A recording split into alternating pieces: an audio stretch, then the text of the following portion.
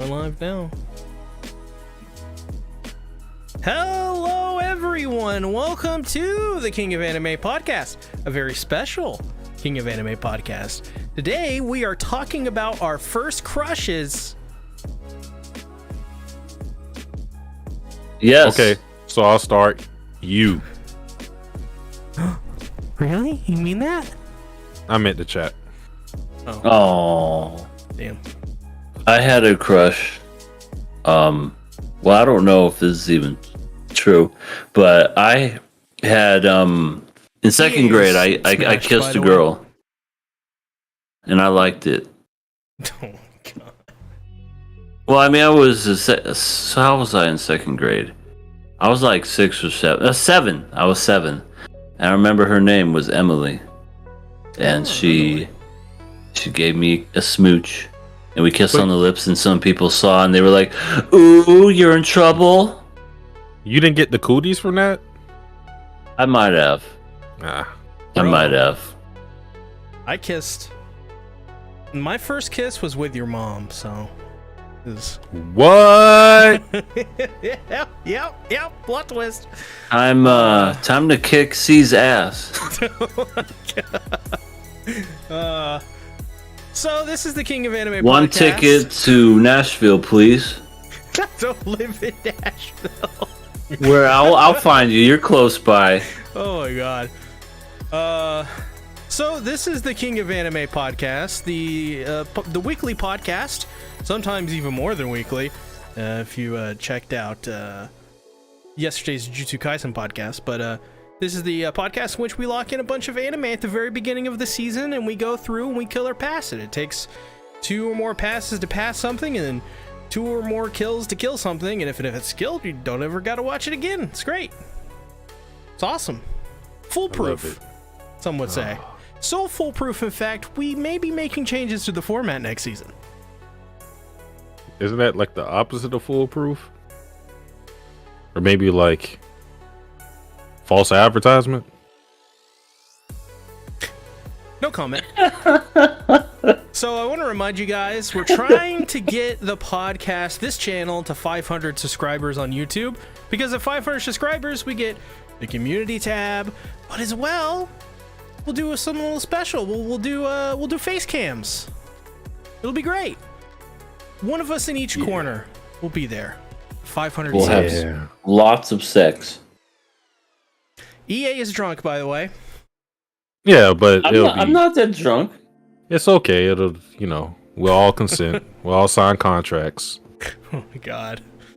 But as always, a reminder to get your questions into the chat. If you didn't use the Google Doc, which is in the description below. So once again, that's the best way really to ask us questions, to get your questions read on the podcast. Besides, just commenting it or super chatting it. We'll definitely read it if it's a super chat, even if it's like 5 cents. I won't read it. Well, you don't. Or like monies. Yeah, monies are great. Oh yeah, that's right. I can't read. Yeah. You forgot? I did. So, Decrepit Storm is in the chat. How you doing, Decrepit Storm? Yo.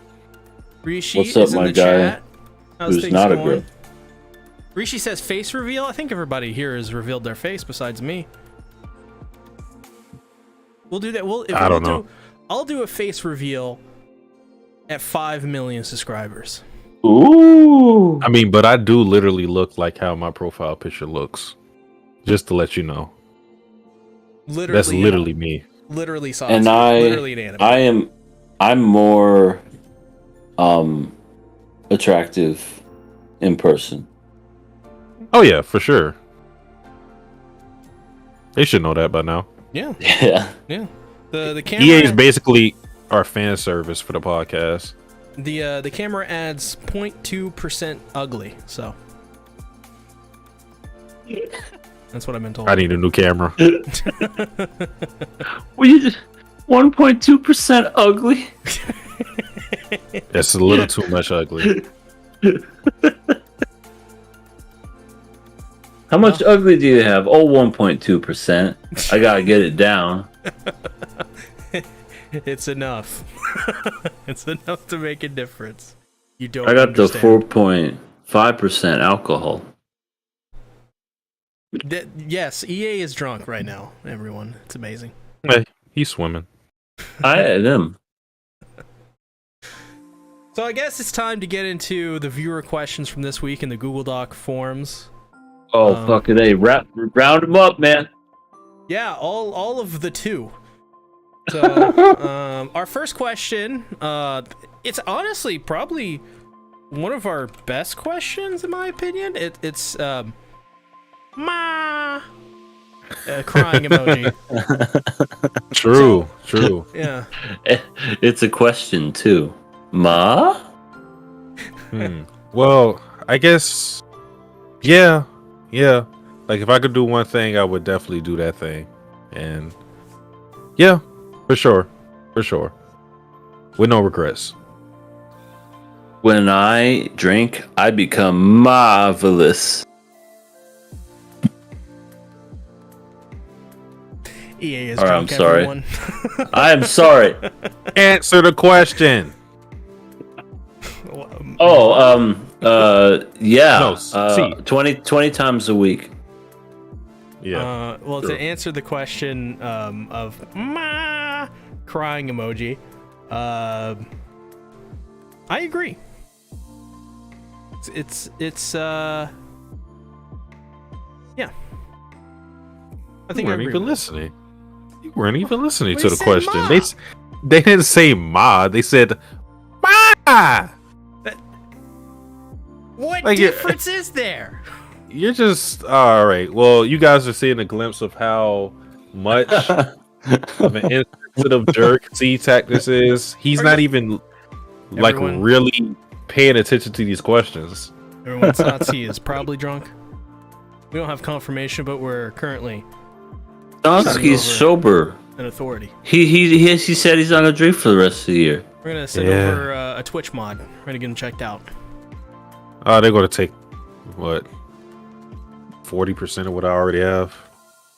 Yeah, and they're gonna donate it all to Twitch girls. It'll be great. Okay, but do I get to choose them?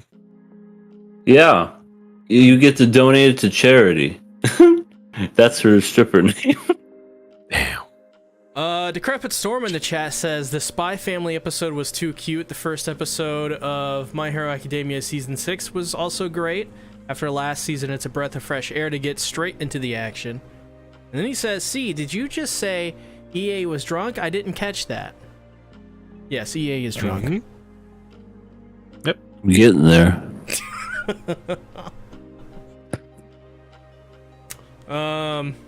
QRW6. QRW6 says, "What up, KOA? I love that my show, Golden Whoa. Kamui, is back for season 4. Really grateful this show made it because it is always left with a go read the wait. It has always left with a go read the manga ending, but as a season announcement." I realize Having trouble reading. desire and trembling in the anger. Rest in peace, CG Bear. When I saw that bear, I knew the show was going to be great because I was like, he's fighting CG. It was like more. It was more than the bears, the CG itself. It was excellent. And we got CG Wolf. Wait, Damn. are they getting rid of the CG Wolf too? Like, you could take away the bear, but don't take away my wolf. Damn. That's rough, Yeah, dude. fuck bears. I don't like bears anymore. After Don't want to that one show. isolate that. No, they literally fuck bears though. I wasn't even saying it in that way, but that too. They do that. They do some things in Golden Kamui. Yeah, Those- boys They will fuck- be boys. They fuck bears? Yeah, They do. one guy fucks a bear. Jesus. Somebody gets skinned. Well, actually, many people get skinned. Nice. Yeah, they eat though. They have fun. Yeah, they Eat 'em. they eat poop. It's really nice. Do they eat poop? Yeah, they eat poop. Probably. Yeah. Yeah. And there's a guy named Dick Sensei. Yes. Very fun time. Sensei. And he has Very fun time. he fuck, what's the main girl's name? Dick Sensei. Asirpa. Yeah, Asirpa. She has a piece of flesh and likes to present it to Dick Sensei. Hina. This is not real. It's a good show. Oh, it's all real. Yeah. It doesn't exist. It's a good show. Next question. If you could be any... Last question, too. If you could be any girl from an anime series you've watched in KOA, who would you be? I'd be Yamai from Komi-san. Shut up, light ruler.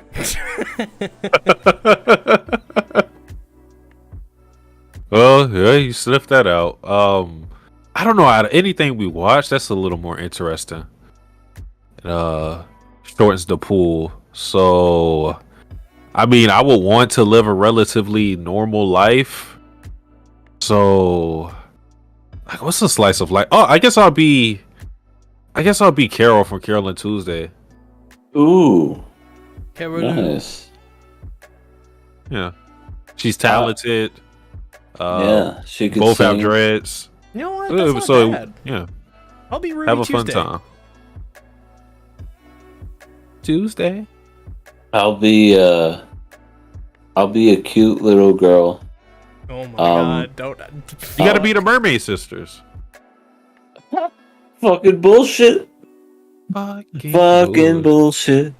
Fucking bullshit. But that's not an anime girl, is it? I guess It's like a not. Unless they identify. I don't know. You could be the manager. I could just be the girl that just goes, stop. When they were singing that song. But no, I'll be the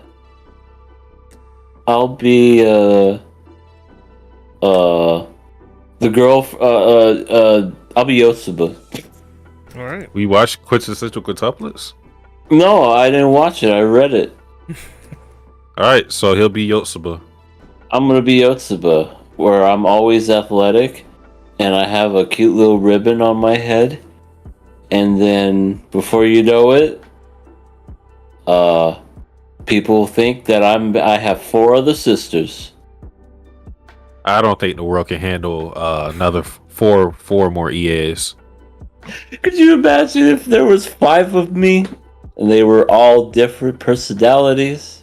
Yeah, you're gonna take all of our women. I guess so. I'm sorry. Damn. Too late now. Damn. You're back. You're hurting him. Because of you, she changed. And I did too. Oh my god. Decrepit Storm says, well, that was some sales pitch for Kamui. It's a pretty good show. Lots of poop. Yeah, if you want a golden dick, Sensei. Yeah. All right. Decrepit Storm also says, I thought Light wanted to be the kid that grabbed Komi's butt. No. Oh wait. But he had to choose. But he had to, in his rules, he had to choose. Well, did a girl? I guess a girl did do that. Never mind. That was so funny. You're like, answer the question, Light, and he's like, I'll touch the booty, and you're like, you're gone. Perfect checkmate. So I guess it's time to get into one of the main segments of the show, Made in Abyss Season 2, Episode 12. What did you guys think about this episode? This is the last episode of this series so far as we know it. Loved it. It was great. But before we get into anything, I just want to add this because I didn't notice that the anime didn't cover it. And I think I tried to send it to UC, but you have like your explicit thing filter on, so I couldn't send it to you. But there was a character, and I don't even know if you guys are going to remember her by name, that ended up crumbling to dust. The one-eyed monster. Yeah. So yeah, there was a scene, and this happened when you got the whole flashback thing of Fueko and everybody else. Yeah, there was a scene where Fueko and her had sex, and that's just a little important because that it kind of explains why she likes Fueko so much. Interesting. Yeah, I saw that picture you sent me. Yeah, It's they very, had it's very steamy interesting. sex. Yeah. It's about on point. About on point. Mhm. For this show, anything. You get a sex. You get a sex. And most importantly, you, Fueko. For some reason, you get one too. But You gotta pay taxes on it though, so. But I can understand why they didn't show it. You know, they probably thought it was important to the plot. I mean, with everything else they show, that would pale in comparison to a lot of things we got in like the first 4 episodes. I agree, but I don't know. For some reason, that scene was like not too far. Oh, big giant eating Kirby. Yeah, totally. The thought of that is just so funny to me. Like, kid gets amputated. Check. Face melting. Yeah. Check. Cannibalism. Check. Lesbian sex. No, we can't do that. Anything but that. It has been It's like that Drake meme with the Drake going no, and then he points at the other stuff. Yeah, that sounds just about right. But yeah, they really went down, as QRW6 said. Yeah, they went down, that's for sure. It went down to South Park. They they died. Going down South Park, gonna have myself time. Yeah, they did. It was so sad. Waco melted, and her teeth fell out, and she was just. But she it was nice. The curse of the abyss. It was just a good scene just to remind you of that happening because we haven't had that happen. In the season, so it's just like, remember, don't walk upstairs or get in the elevated position, or this is going to happen to you.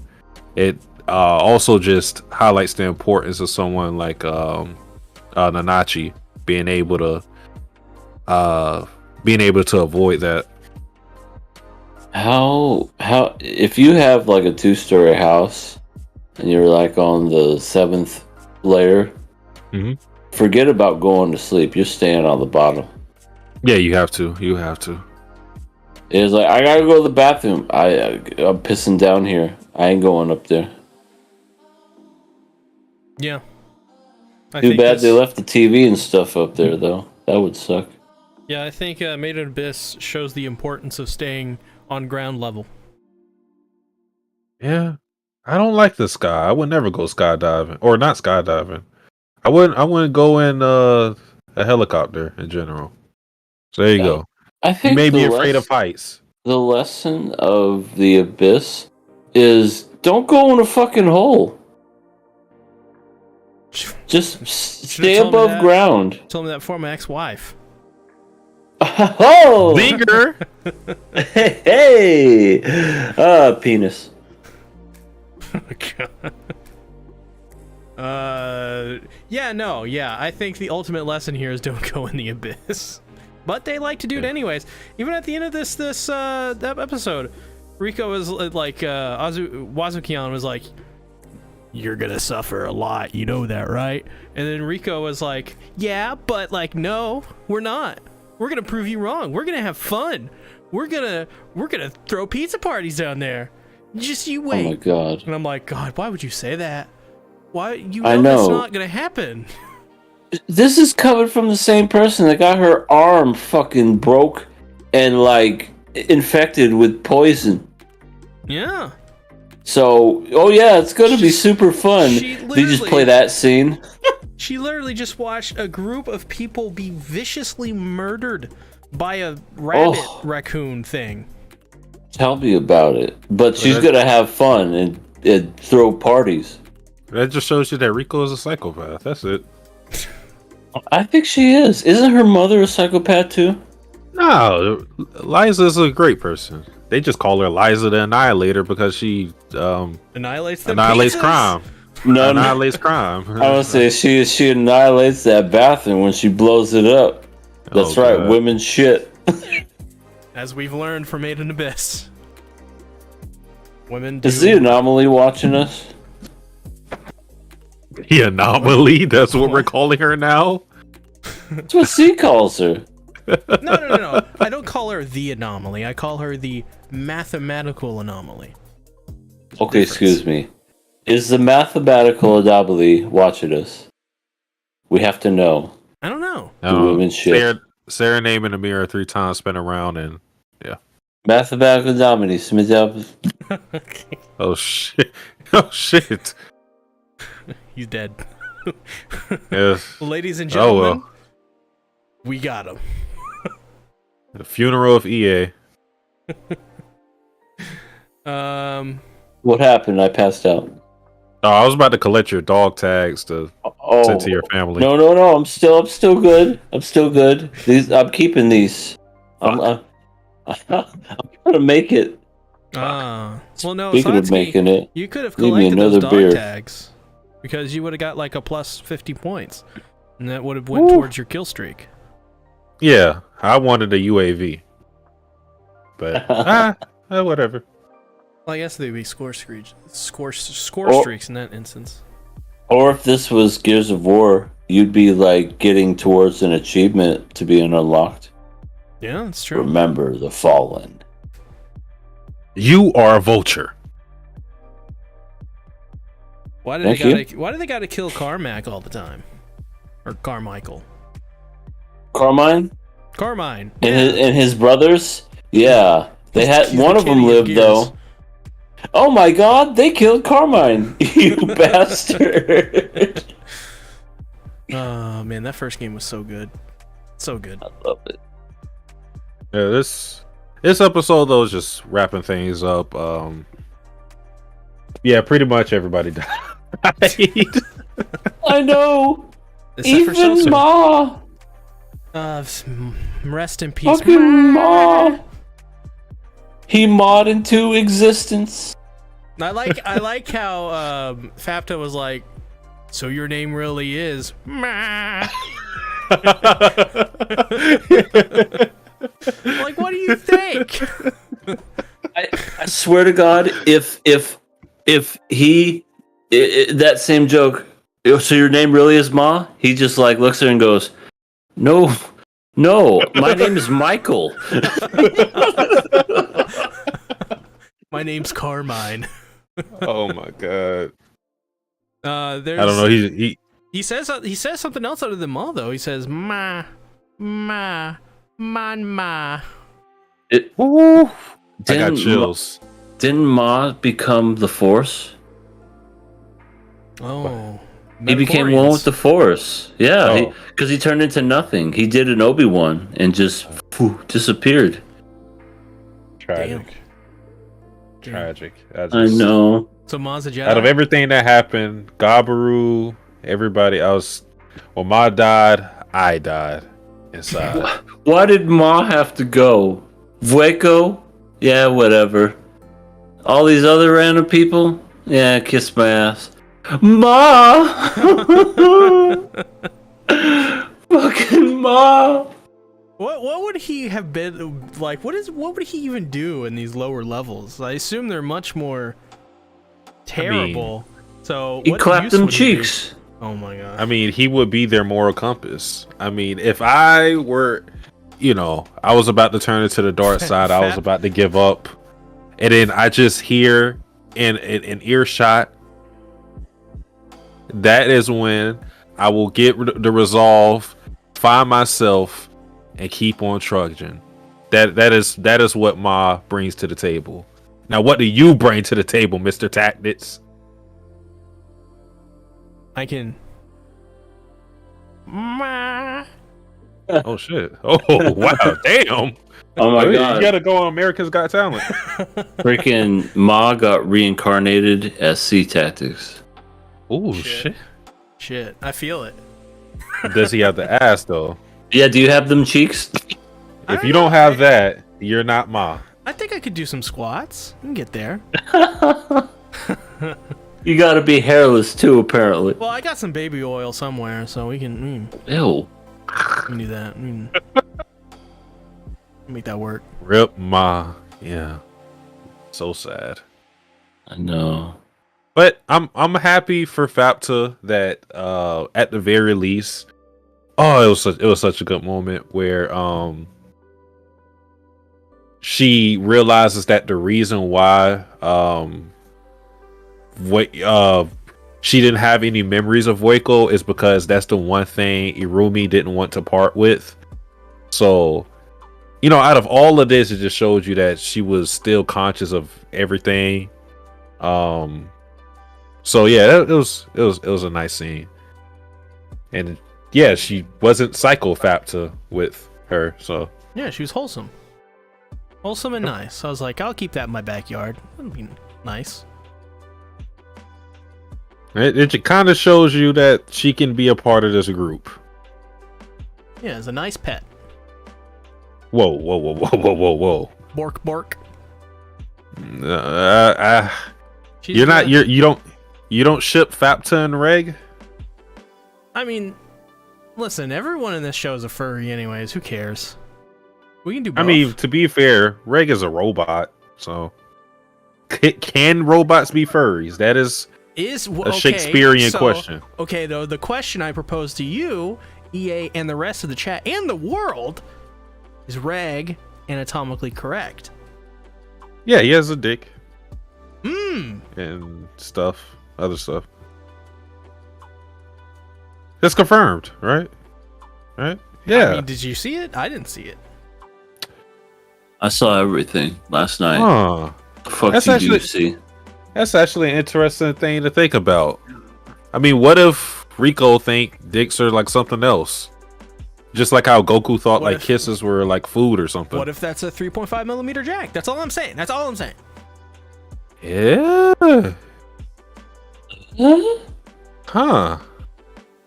What if that's like a little squeezy nipple McDoodle thing? Like you have one of those in those things, the squeezer things for the, Oh, it's Water like bottle?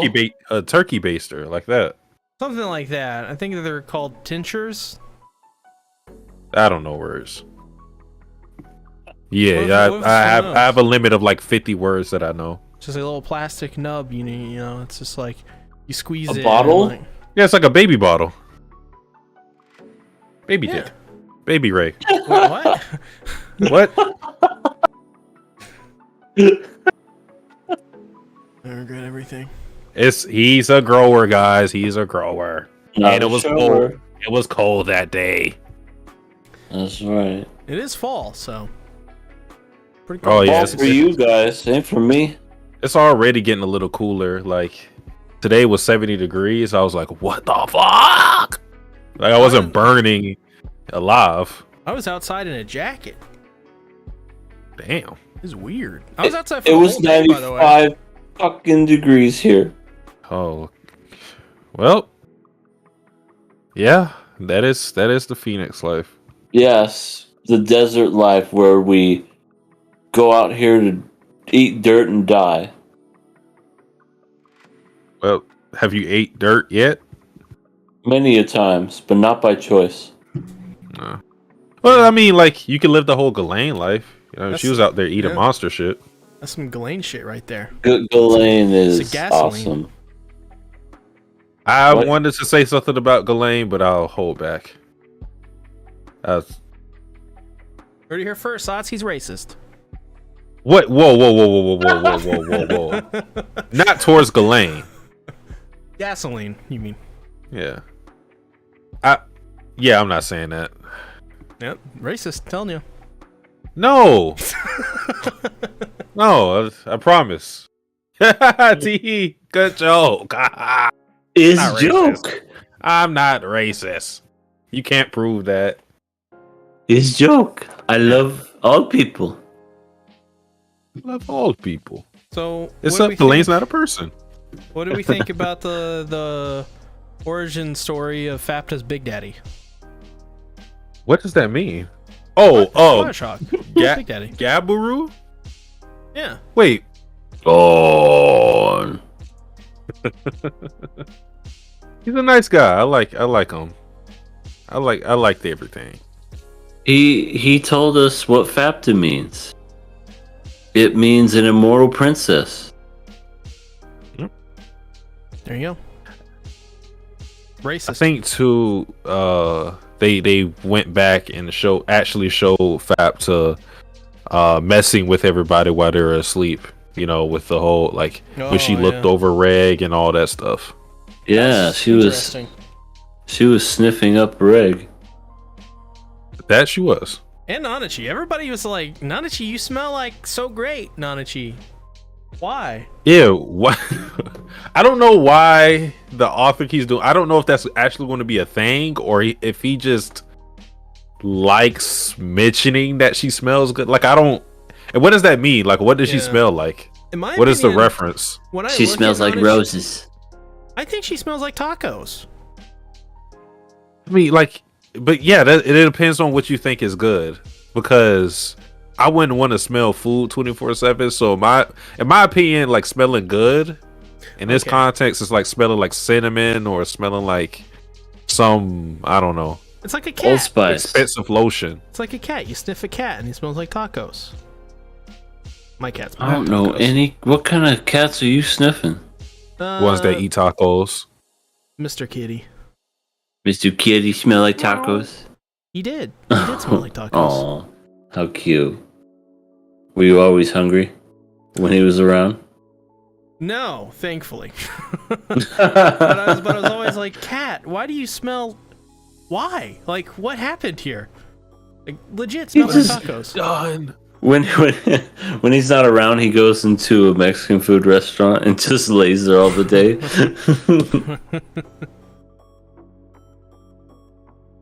All right. There you go. Yeah. I can go for some tacos now. Oh, I love the shot you have of the white whistles. You saw Bondrew, Liza, Ozen in one shot. It looks so badass. All the white whistles are so cool. It's Nino. Oh, sorry, I said Nino. Rico did the white whistle blow and freaking got a nosebleed. Yeah, it takes a lot out of her. Yeah. How does white whistling give you nosebleeds? Is it like really strong? The sheer amount of racism pumping through those whistles. I was gonna say it, but I don't want to be accused of being racist again. The sheer amount of racism. Oh God, I don't want to know what's coming out of it then.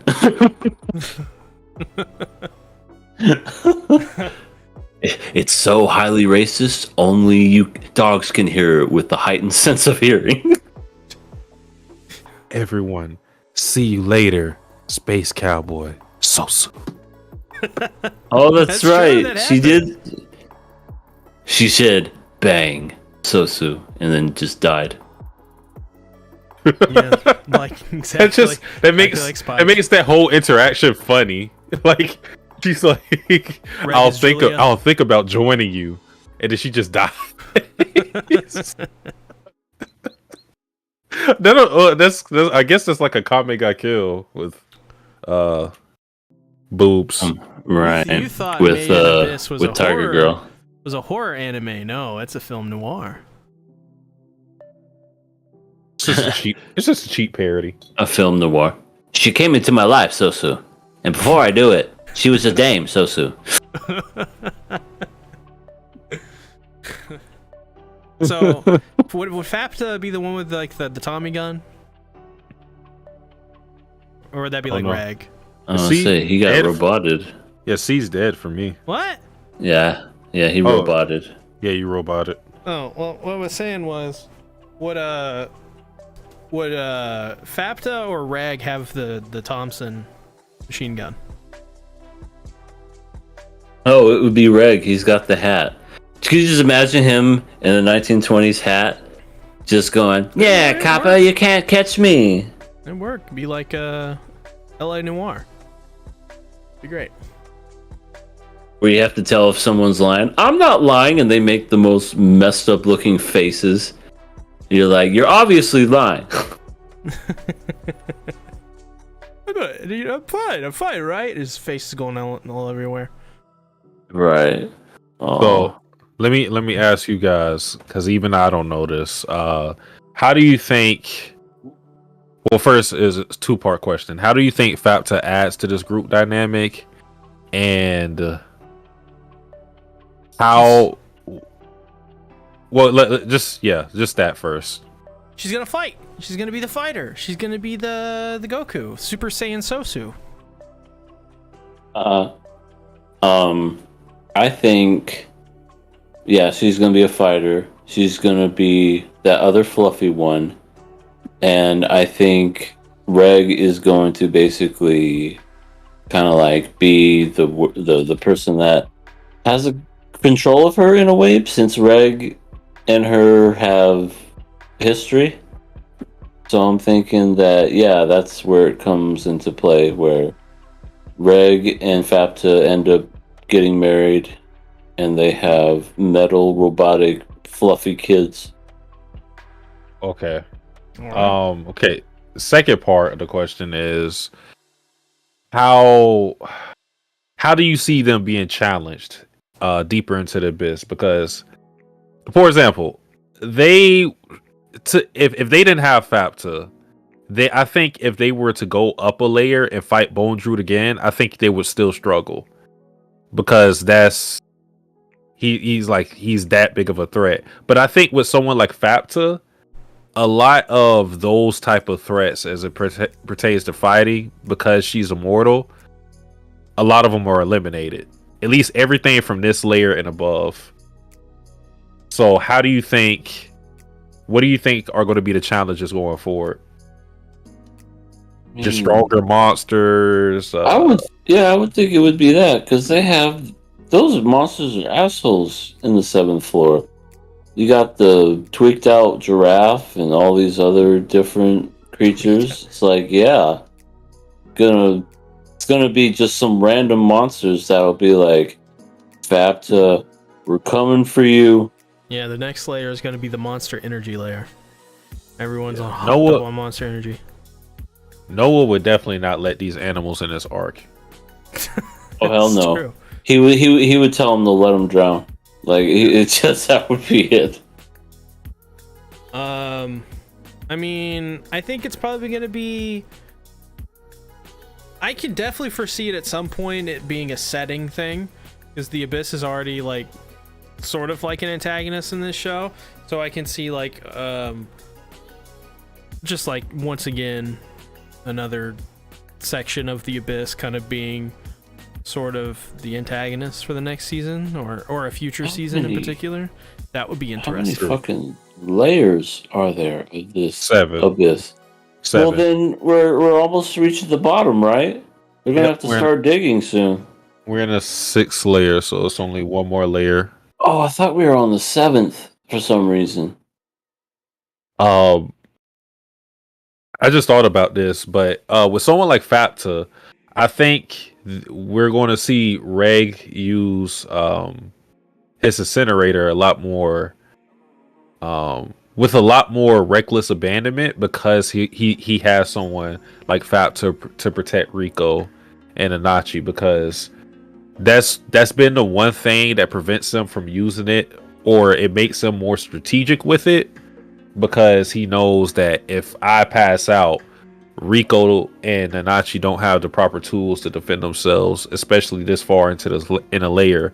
But now you have FAPTA who can pick up that slack and protect them. So I think, again, I don't know, because I haven't seen this. Like I said before in a previous podcast, where the anime ended and where the manga is right now, not far at all. I would say a couple chapters.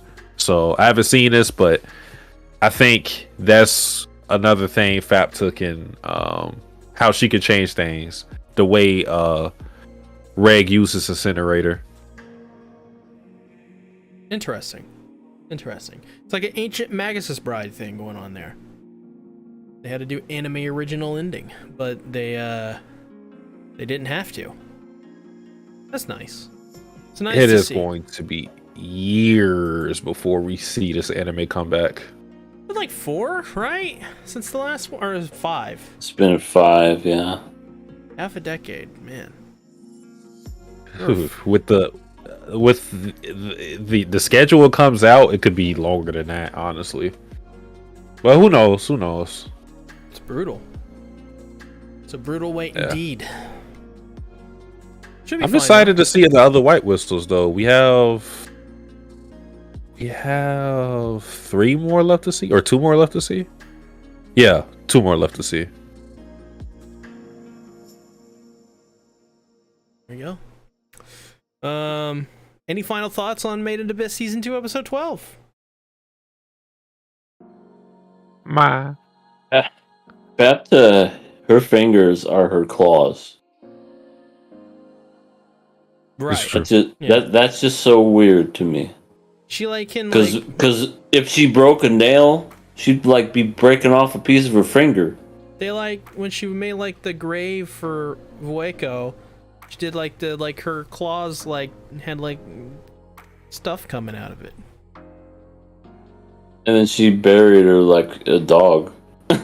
Just use the back legs, just woof woof woof woof. You're dead now, Vueko. R.I.P. I agree. Poor cream of the crop. Shouldn't have walked up those stairs. Yeah, she really shouldn't. Well, I'm gonna give this a pass. This was probably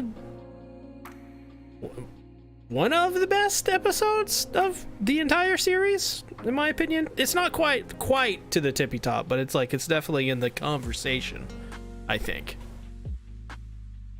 Yeah, it's a very good episode. And they did a great job with this anime. So I will pass as well. Yeah, not enough action. I'm killing it. Damn. Cool. So I decided this next segment here, we're gonna talk about trying to fuck. There it is. Trying to fuck? Alright, pants down. Already beat you there. Oh shit, alright. Here we go. Ready? C Tactics, come here. Quick draw? Yeah, we'll see which one's the fastest. Who can come the quickest? QRW6 says, I have faith in Metabits continuing more than Hunter x Hunter. Sad. Yeah, that is sort of sad. The anime for Hunter x Hunter doesn't look like it's going to have anything for a good win. I love it. Don't bring the anime back. Force them to read the manga. All right, Satsuki's racist. So we're talking about fall 2022 anime. Hey. I'm just kidding, Satsuki. Oh, damn. You're not racist. You're mildly problematic at best. Sasuke's a great person. I try to be. Yeah, Satsuki's great. He's none of that. We're just joking. But we're going to talk a little about some of the anime we'll be watching, because a lot of them are pretty obvious for us. Like for me, To Your Eternity, we're going to be talking about that again, because we locked it in from the previous season, so we're going to be watching that. What did you pick, EA?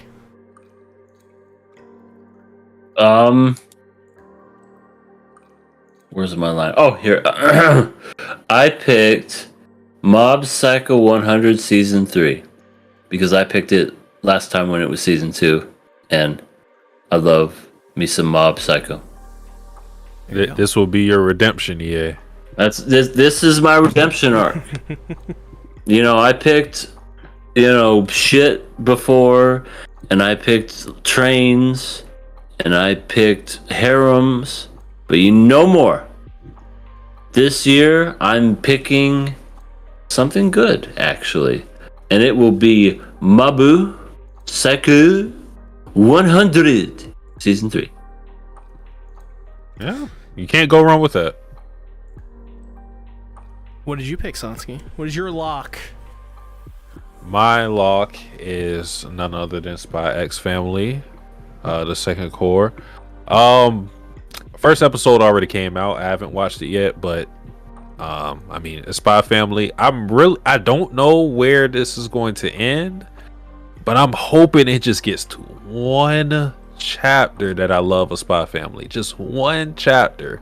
If anybody who's read that chapter, you should know what I'm talking about. The horrors of war. That's all I'll say. It is a great chapter. Ready for some more your? Oh, you're getting your. Yes. And no brothers. Yeah, no brothers. Definitely no brothers. QRW6 says KOA fall lineup is stacked. Hope you all have fun. We definitely will, because that's not all. I also picked Chainsaw Man. That one's pretty obvious. So that's one of the main anime I'm going to be covering next season on my channel. So.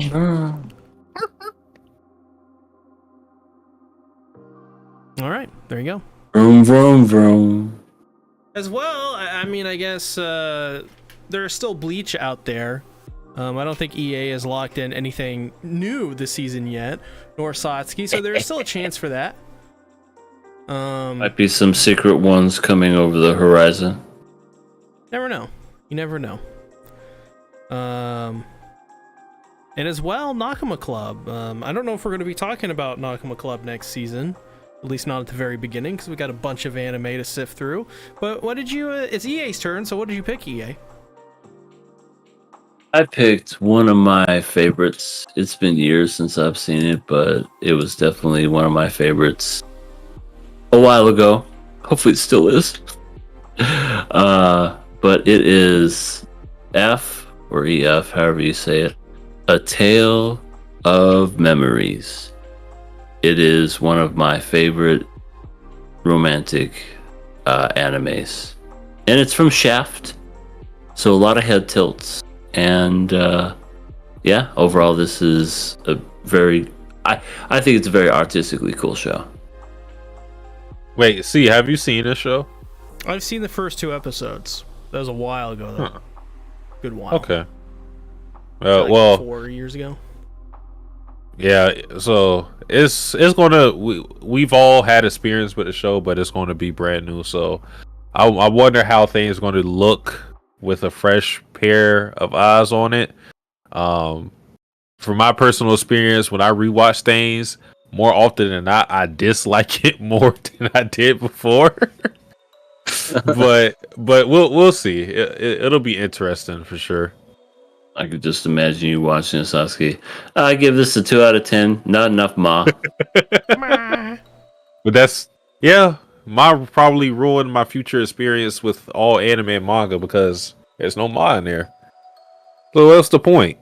Might as well just read Made in Abyss again or watch Made in Abyss again for ma. Ma. Ma. Well, that's basically what will generally speaking, what is assured we're going to be talking about is To Your Eternity, Spy Family, Mob Psycho 3, and Chainsaw Man. As for other things, you have to tune in next week. We add something. If we don't, it's fine. But with that being said, getting that out of the way, let's get into the main segment of tonight's show, the summer 2022's Anime Awards. 22. This was kind of a season that just went by, seemingly. So, but there's a lot of picks, a lot of interesting picks for this one. A lot of really good anime this season, too, that kind of didn't fly under the radar and sort of did. We'll talk about that. But we usually start off with our first award, which is the Best Written Female Character, aka the Waifu Award. Now, this is not like, who's the hottest. We certainly have that later on, but this is just literally the best written. So how did the character serve its purpose? Was it the best character in its series, and reasonings for that and why? So yeah, Satsuki, you're first up this season. What did you pick for best written female character? As he said, I want to reiterate, this is not about who looks the best, this is about who is written the best, okay? I want to say that because I don't want anybody thinking that I'm that king from Berserk. I'm not like that, okay? All right? You're So not I Griffith? picked moving on. No, but I'm not like Griffith at all. That's nobody should be aspired to be like Griffith. But I chose my daughter, Chisato Nishikigi. Oh man, I love this character. Even though I have my gripes about the show, I feel like she remained a bright spot. She was the reason why I watched it in the first place. Badass character. High sense of morality, not wanting to kill people, but damn sure will inflict pain on you with those what the fuck was it? They're like exploding. Rubber. It's like rubber. Yeah, rubber smoke bomb, red bullets. Yeah, probably hurt like a bitch, but she's not going to kill you, and she'll make jokes and stuff, and she makes tea. She's cheeky. She's she's a cheeky brat. Are you in trouble? Oh yeah, and she knows multiple languages. There's that too. There you go. And she's Iron Man. Yeah, she's also Iron Man. Girl. That's a good point. Yeah. So Tony Stark. that is why I picked Chisato. For me, I picked so going into this, I wanted to give my sort of like mindset here. I literally just back to basics. What is just the best written female character? Not necessarily in its show, but I just think in this season, just keep it simple. And I went with Lucy Kushinada from Cyberpunk Edge Runners. I think Lucy is just the best female character in terms of writing in Cyberpunk Edge Runners, and two, I just, her design is super memorable. Her moments are pretty much kind of what make the show so good in certain episodes. Think of the scene where they kiss with the moon in the backdrop at the very end, and she also has a lot of really great moments where she realizes that Night City is sort of ruining David, and it's just like, we got to get out of here. And it's the reason David does everything he does, because he lives for Lucy at a certain extent, and that's really what sort of does him in as well. So, and Lucy is the character that's like, hey David, you're not special, and David's like, what are you talking about? I'm the most specialist of specials. That's what my mom told me. And he's like, no, dog. Night City don't give a shit if you're special. Because everybody in Night City, they come to Night City thinking they're tough shit and thinking they can conquer it, but they're in the jungle, you know? Like, this isn't a place that you can conquer. And I think Lucy is a character that realizes that. And I like her relationship with David a lot as well. It's one of those where it's really mature. It's basically like, she likes him first. They don't really even mention it until like episode 4. And David, David at first is even like, I don't know if I trust this lady. But by the end of the episode, episode 5, all things work out. And plus she's like, once again, just the design is, in my opinion, just straight up, just trigger. Like, it's a trigger design through and through. So I think she's so good that I would love to see her in the game again, to be honest. Like, this is a character I want to have a return in some form or fashion. In like, maybe in the new expansion that's coming out, or a potential Cyberpunk 2077 2, whatever that would look like. I would just love to see her in that game. She's incredible. So I guess the point of her character is to get out of Night City, so it would kind of defeat the purpose if she goes back. But yeah, that's my pick. Lucy Kushinada from Edge Runners. Well, then, good sirs and fellows, I am also dipping my foot into the world of cyberpunk edge runners, but I'm going with a more sophisticated woman. I'm going with Rebecca Sinclair. I don't know if that's her name. I just made it up. But Rebecca, she is the definition of a ride or die. She literally, was with David through thick and thin. She had many chances to leave, but didn't, because, as she always said to David, just who the fuck do you think I am? She got a mouth on her, but and hands. And hands. She's got big hands too, big robotic hands, blue and red. And her eyes are like very unique as well. Are they robotic eyes? Yeah, she's like super augmented. Yeah, very much so. But she's just really cool. And of course, you gotta go with the dub version of it. Like, that voice just makes her who she is. Rebecca, totally awesome. And don't want to spoil nothing. I'll just say she went out we're in gonna style. spoil it later, because one of my picks is having to do with that. Okay, so. then I'll just say she went out in style. I mean, she probably went out the best way out of any character, in my opinion. Yeah, QRW6 says, Edge Runners got people to buy the game and gave people a reason to kill Atom Smasher brutally. It's true. It's very true. Atom Smasher is one gigantic dick. You son of a bitch! So yeah, out of these three, which one do we think is the best written? Cody. Adrenaline.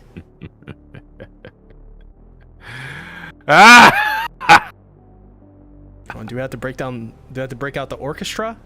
No, not in the year 2020. Not this time. It won't be necessary. I've said this many times. If we're just talking about cyberpunk, I am a Rebecca stan. We are Becca boys. We are Becca boys. We're Becky with the good hair. Yeah.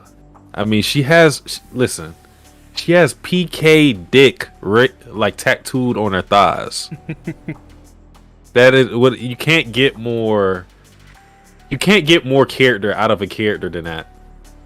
She answers the door with a gun to your face. I think most people do that in Night City, to be fair. Well, probably. Have you seen Johnny Solar? Yeah. That guy's an asshole. She dual wields. I think the first scene they introduce, she is totally a trigger character. I didn't get a lot. I got some, but I didn't get a lot of trigger vibes from this show. For that show. But she is totally a Trigger character. Like, if you just saw her personality, you would think, yep, she's from fucking Trigger. Fun 100. fact. Show primarily written by Mike Pondsmith and people that worked on the game. But Rebecca was supposed to be in the game, but she got cut because they didn't think that her being her age or the way she looked would fly. So they put her in this anime. Scumbags. I was about to say, if you're gonna tell me they ran out of fucking time to put her into the damn game, I was gonna be like, boy. Well, that feels like they ran out of time to do a lot of things in the game. They had 7 years. They did. They had 7 years, and it wasn't enough. They needed 8 or 9. Shout out to Kiwi too. I like Kiwi. Kiwi's nice. Absolutely. She redeemed herself at the end. She did not to me. Oh god. She didn't redeem herself to me, but I like her. Oh, okay. Well, then I know where Satsuki's priorities are. She's got blue nips. She's got blue nips. Yeah. There's nothing more you can ask for. I mean, everyone takes ice baths in Cyberpunk Edge Runners. They got THO all the time. It's true. Decrepit Storm says still haven't seen Edge Runner, so gonna have to go with Chisato on this one. But the others sound cool too. Yeah, I mean it's it's 2 against 1. In my opinion, I don't think you can go wrong with either of these. It could be either or. I just prefer Lucy. Just because I like how she notices the whole thing with Night City. I just really like that aspect about Cyberpunk 2077 and Edge Runners in general. It's just that the setting. So any character that notices how awful the setting is really nice to see. But yeah, I think in terms of popularity, it is pretty tough. But like I say, like it'd be okay to give it to Rebecca. So I think she wins. Give it to Rebecca. You heard it first. You heard it first, folks. Yeah, Decrepit Storm says 2077 is like when you have a whole day to write an essay and end up pulling an all-nighter to do the thing on the last day.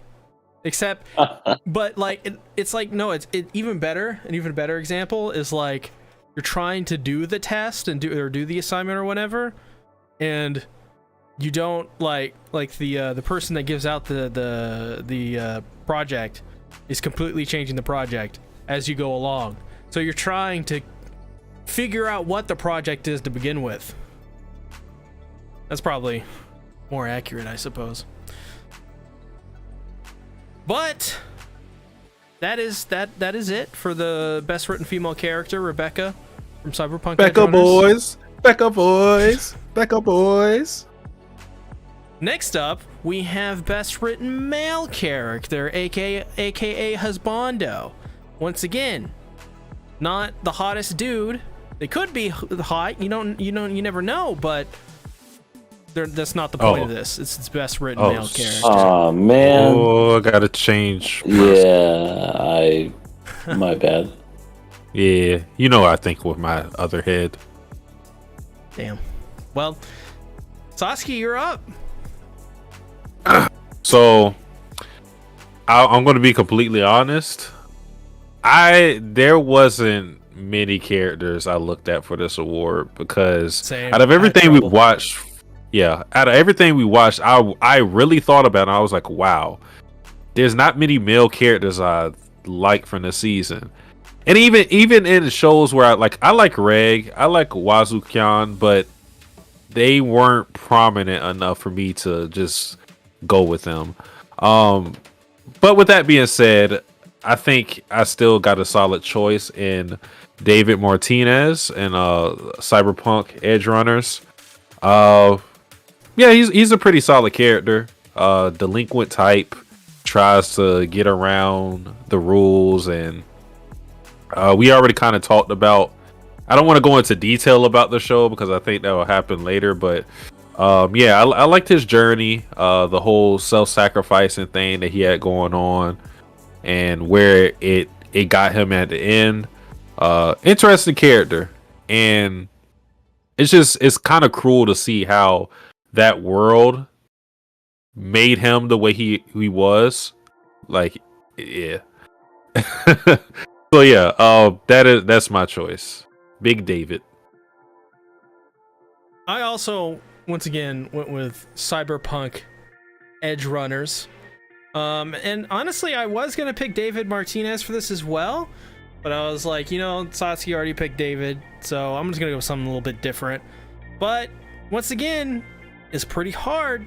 There weren't a lot of honestly male characters in this season where I went, wow, they really shined quite a bit, other than David Martinez and Faraday. I think Faraday in Edge Runners he's a pretty good villain. He's pretty simple. He's just super evil. He's the guy that's taking advantage of all the fixers and Edge Runners, and He's using everything to his advantage as much as he can because he wants to get to the top of Night City, and he thinks he's above the system. He thinks he's special, but he's not, because Night City, once again, just does not give a shit. And his death is really awesome. Also voiced by Breaking Bad's Gus Fring. So, just saying, really good voice actor too. Faraday, he also has like a really unique look as well. He's super augmented like most people in Night City, but he's got like 3 layered eyes for his what is his right eye, and it just looks really cool. He's just a really interesting villain. I think it's funny how at the end he kind of hires Atom Smasher to be his mercenary, but even then he gets freaking crushed by David. That was really nice. Just the whole thing with Faraday I really enjoyed. I thought he was a very good way to keep the plot moving forward, and I enjoyed him. I enjoyed him quite a bit. So that's my pick. Well, all you good, lovely ladies and sirs out there, I'm going to talk about a character who is most definitely Husbando of the season, and that is Ayoni Koji Kayota from Classroom of the Elite. I'm pretty sure I'm the only one that watched here, but that's okay. I am a fan of this series, and it is because of this man alone. If he was not in the show would be, honestly, it would be average to maybe below average at best. But because this man is so calculated and so intelligent, he's always one step ahead of everybody else in this series.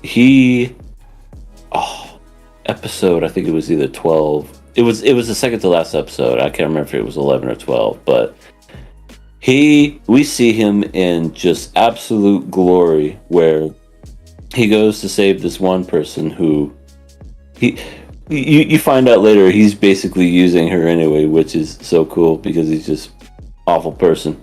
But he whoops up on like 4 people and doesn't even break a sweat. He just kicks all of their asses, and just like the fighting scenes were really good. I liked how they choreographed it. It looked like a real fight. I thought it was pretty cool. And he never breaks his, like, he has a very stoic, just neutral face. He doesn't smile. He doesn't show emotion. So it was even better whenever the main villain was like, "Come on, aren't you at least happy that you're whooping my ass?" And he's like, "Nah, you bore me." And then he knocks him out. Oh, it's so great. But yeah, Ayoni Koji is the reason why this show is even worth a damn. So he's definitely the Husbando of the season. There you go. So out of these 3, obviously, I don't think me or Satsi have seen Classroom of the Elite. So I automatically lose. Yeah, because I can't really say much on that. But as for Faraday and Martinez, I once again I was gonna pick Martinez originally, so they may have to go to David on this one. David. David. Philip in the chat said best Husbando is Mika. He does the dirty work of killing the bad guy to save his daughter. I thought about Mika, but I wish his role was more prominent in the show. Yeah. All he did was body slam a assassin, and then after that he was like, "Yeah, I have a cane for no reason." Later, I mean, he did ended up shooting what's his face in the face. Yeah, his ex-lover Yoshi. Yeah, Yoshi, are you in trouble? Bang. Ow. Man. I can't believe I remember. I just said something that so I just said to the face, which is there's no way anyone remembers this person besides like some random 30-year-old Call of Duty fan. But way back in the day on YouTube, there's this Swedish guy who would play Call of Duty, and this was his catchphrase. He'd just go, to the face, to the face. I just said that for the first time in years. I'm having some flashbacks. Well, this is like 15 years ago. Do we have any Swedish people in the chat? No? Damn. All right. I guess we got two cyberpunkies for Waifu and Husbando. Yeah. Now they're gonna get married and fuck. I mean, that's probably a fan fiction to that. That's probably a fan fiction. Yeah, that's true. Oh yeah, I bet. She's gonna say, "You're in the way," and then just go for that dick. We're having a moment here.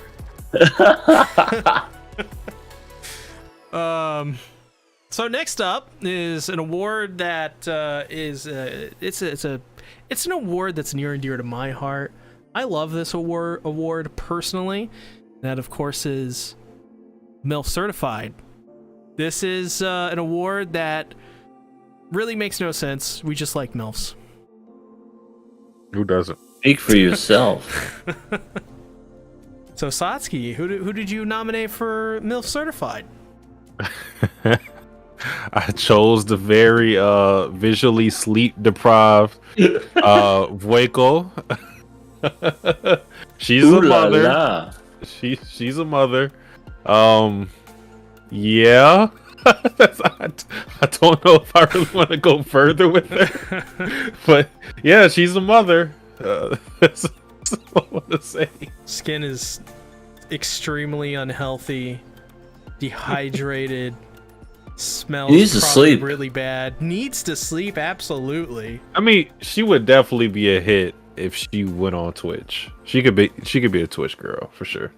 Oh yeah, like she'd be like some like goth Twitch girl or something, and people would go crazy. Yeah. Be nice. She'd fit in the world of Watamode. Yeah. Her and Tomoko will probably roast her or something. Yeah. Tomoko. Well, they both share the same bags under their eyes. Yeah. Tomoko can't really get rid of those things. Damn. That might be the next manga that I need to read now. Okay, continue. There you go. As for me, I picked Gloria Martinez, David's mother from Cyberpunk Edgerunners. She died in the very first episode, and I was sad.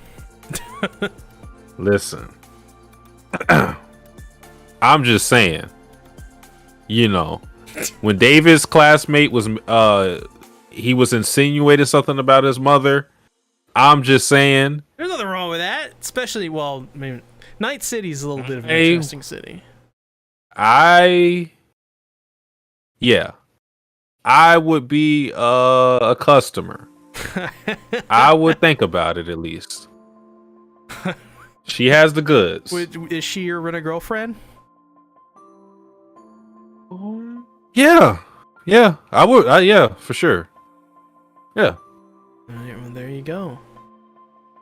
As they say, I don't know what they say. She would not. She would well not struggle, said. She would not struggle to pay the rent. That's all I'm saying. At least with you, yes. You could say that she could get ahead in life. Pain. She died, EA. So? And she went out miserably too. One of the worst deaths in that series, by the way, and it happens in the first episode. They're like, "Oh yeah." Would you say it's the worst deaths though? She gets like thrown from a vehicle, and then they're like, "Oh yeah, we can it'll be fine. Surgery will be fine." Come back next later, they're like, "Yeah, so about broke? that, she's gonna die." And it's like, "Well, I thought you said it'll work." Right. You don't Anyway, have the here's premium some package for cremation. Yeah, she gets capitalized. I got a premium package for you right here. It was pretty sad. Capitalism, bad. That's going to happen with us with Amazon. Amazon's going to have like everything soon. Oh my god, Amazon's they're gonna send us a fucking email. So your loved one has died. What to do next? Honestly, I'm not surprised. I wouldn't be surprised. But Gloria as well as a character. She's a mom. She's a mom that dies. She's the catalyst for the main character. I mean, it's basic as basic gets. She was trying to have him on a straight and narrow. She was a true mom in that sense. David, you're going to be at the top. I don't know why she's like Rey Mysterio, but here you go. Well, what I was thinking, like, what's his face from Rocky? You gotta get to the top, Rock. You gotta do it. You're gonna eat lightning and crap thunder. It's like the Bible says, you ain't gonna get a second chance. She dead. Yeah. I laughed when her ashes came out of a vending machine. That was hilarious. Oh my god, that's morbid, but it was funny. Brutal. It happened so quick. That's what made it so funny. It's like, oh yeah, she's fucking dead. So okay, press this button. Collect her. Press 1 now to collect your loved one's remains. Press 2 to throw them away. Oh, did you guys catch in that anime? So this is kind of fucked up in a way. If ghosts do exist in the world of Night City and in Cyberpunk, that means Gloria got front row seats to watch David smash Lucy. Her urn is right next to their bed. I could just see Gloria just being like, David, why? Why couldn't you have just taken me to the other room? Ah, mijo.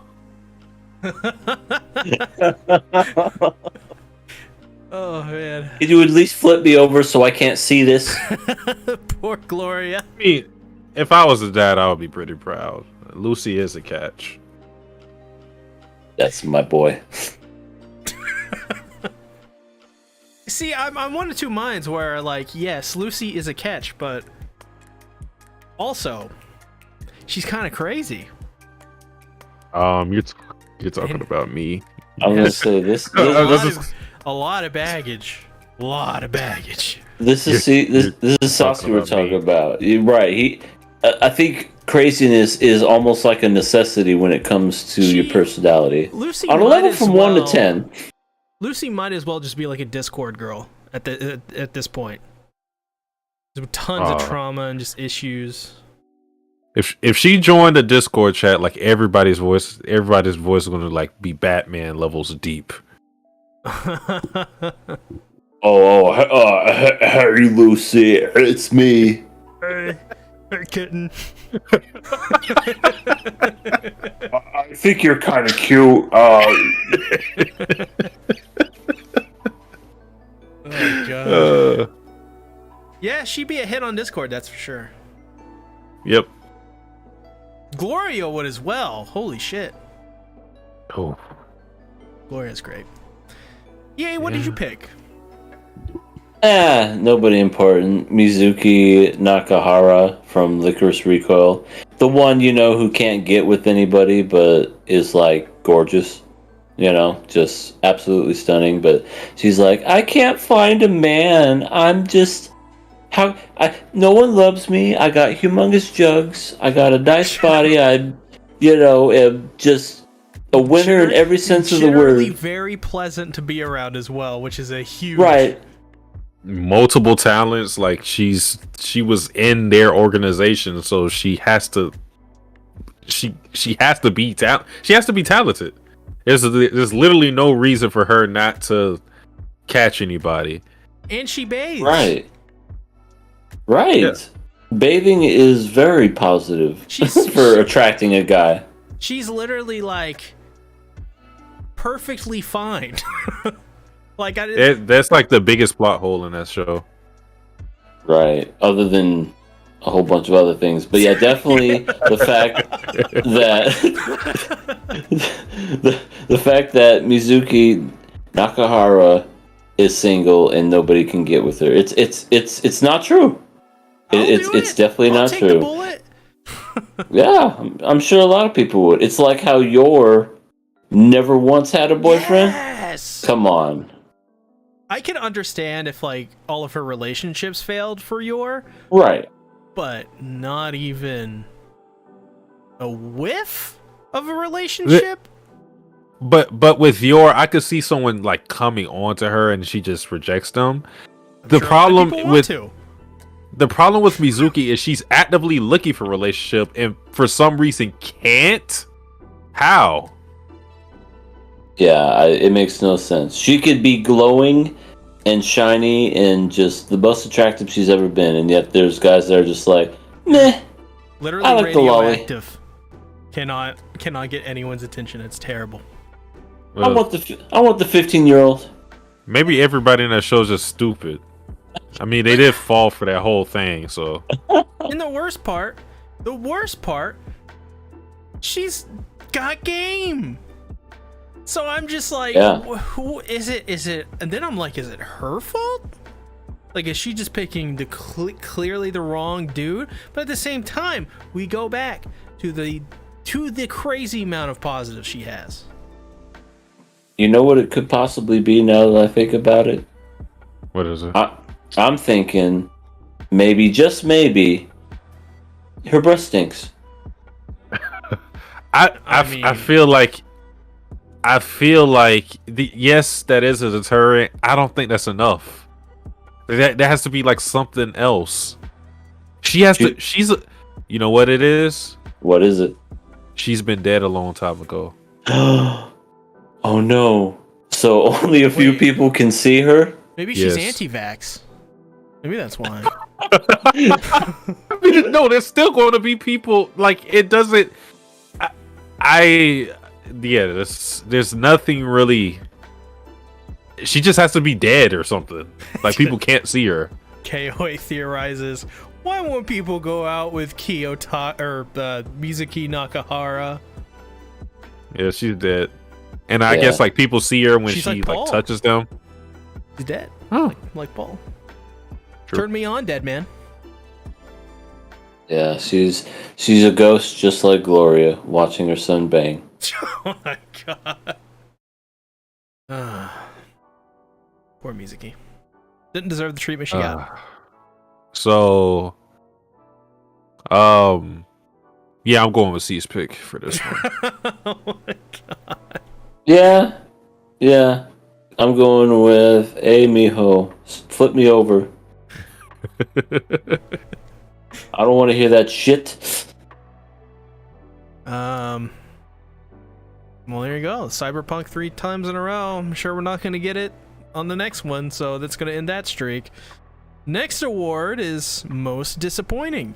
Pretty straightforward. It's just the most disappointing anime of this season. It's a very subjective thing. So, Sansky, what did you pick?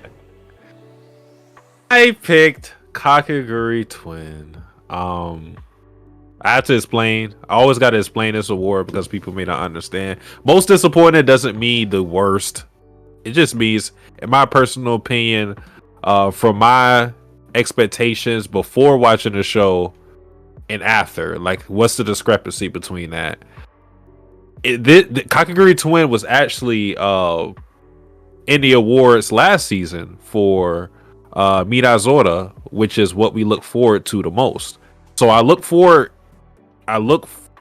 looking forward to watching this anime the most last season, and then I watched it this season, and then Netflix hits me with 6 episodes.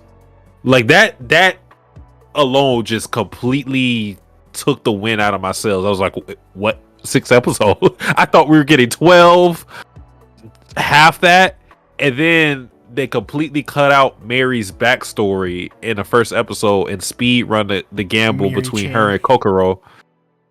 Mary-chan. Mary. Yeah, it was like, I don't know. And then I feel like we got Mappa's F team for this because it didn't live up to how it looks in the manga. And the artist for Kakaguri Twin isn't even an artist for the original series, so the art isn't that great, but it just didn't give me the same feeling as when I read it in the manga. Like, the character designs are very important in Kakaguri, and they just Sachiko, Sakura, they didn't do it for me. They didn't do my babies justice. So yeah, Kakaguri Twin disappointed me. I was really looking forward to it, and it's not even bad, but I thought they could have done a lot better. Satsuki, the F team for Mappa is actually their A team. That's just they've been overworked so much. They're so delirious. They haven't slept. So, I mean, yeah, I expect it with how much anime they put out. God. Yeah. Terrible management that studio has, and a lot of anime studios, most of them. As for what I found most disappointing, for me, it is The Devil is a Part-Timer Season 2. I thought for sure this was going to be a home run. We're talking about a series that everybody shouting from the mountaintops, we need a sequel of this. And once it finally happens, once we finally get there, we're watching it, and I'm like, what the fuck is this shit? This is like one of the biggest falls of grace I've had in terms of my own personal taste in anime in a long time. Because I watched this. This is one of my beginner anime, so to speak, back, almost 10 years ago now. And it was, it topped my lists on many lists. I loved it. I enjoyed it. But yeah, I think what happened is we kind of all agreed that Devil is a Part-Timer is probably better if you don't know anything about anime, because this show sucked some huge balls. So my pick, most disappointing, without a shadow of a doubt for me, Devil is a Part-Timer Season 2. I picked the Devil Bakes Some Fucking Soup Season 2. And I basically went into this never watching the first season. So yeah, I was a little hyped on that just because I heard so much about it in the past. Just, oh, you gotta watch this. Oh, these are where these funny memes come from. A lot of people were giving it praise. Watched the first season. I honestly didn't know what all the hype was all about. I just was kind of disappointed in that. So then when season 2 came around, I was like, well, maybe it'll be a little better. Who knows? No, it wasn't any better. It was basically the same type of stuff. You got kids, which is already a red flag for a show. Anything with children. And just we could. Oh, I don't know how the series ended, but all I know is that I think I knew where it was going with the whole, oh, mama, papa, oh, we're gonna force these characters to love each other. That's so bad. We gotta do this. And then the one girl, loves the devil, and she's the voice of Yui, and I don't know. I don't like any of these characters. I don't like the story. I definitely think it's disappointing because I had waited so long to see this series only to just be let down in such a grave way. It's like, oh, what can you do? Well, that I will talk more about that show because it won an award for me in a different category. I will say I thought about picking that as most disappointing, but the reason why I didn't pick it is because going to watch season 2, I rewatched season 1, and honestly, even in season 1, it wasn't good. So for me, I wasn't disappointed with season 2 because season 1 already showed me, yeah, this series is not nearly as great as I thought it was when I first watched it. So season 2 was just more of the same, even though I do think it's took a big, even bigger dip in quality with the sequel. But yeah, Devil's a part-timer, most disappointing. Yep, that's what it's looking like. Me and EA picked it, so we will spare Mirai-chan the disappointment. Mary. QRW6 reminded us. Also, there's more sequel on the way for the Devil's part-timer. So yeah, it's getting a season. Well, it might not be a season 3, but there's going to be something else with the Devil. It's probably going to be a season 3. There's so many more deserving animes that need a sequel, and yet this one gets one. And it's like right after it too. Like there's a lot of shows that get up to 3 seasons, but there's not a lot of shows that get it right after the show ends. I feel like that's reserved for the really great shows like Mob Psycho, My Hero, or something like that. Devil's a part-timer? Like, you guys couldn't a season 3, I'm fine with it coming out, but it has to come out like a decade after this. Give us a decade's rest. Yeah, that's true. That's true. Another 10 years. We need that at the very least. Because dear God, you could go to 100 if you want to. I'm okay with forever. Yeah. Don't ever come back until after the heat death of the universe. I think is probably when we should see season 3 when nobody's around to make the damn thing. That'd be nice. Next up, our next award, we have the one that got away, aka the show we wish we watched instead of, I guess Devil's a part-timer. I don't know. But Satsuki, what is the show you wish we all would have watched instead of? This is a weird pick because I myself haven't even watched part 4 of this franchise, which is JoJo's Bizarre Adventure. So what I picked specifically is JoJo's Bizarre Adventure Stone Ocean Part 2.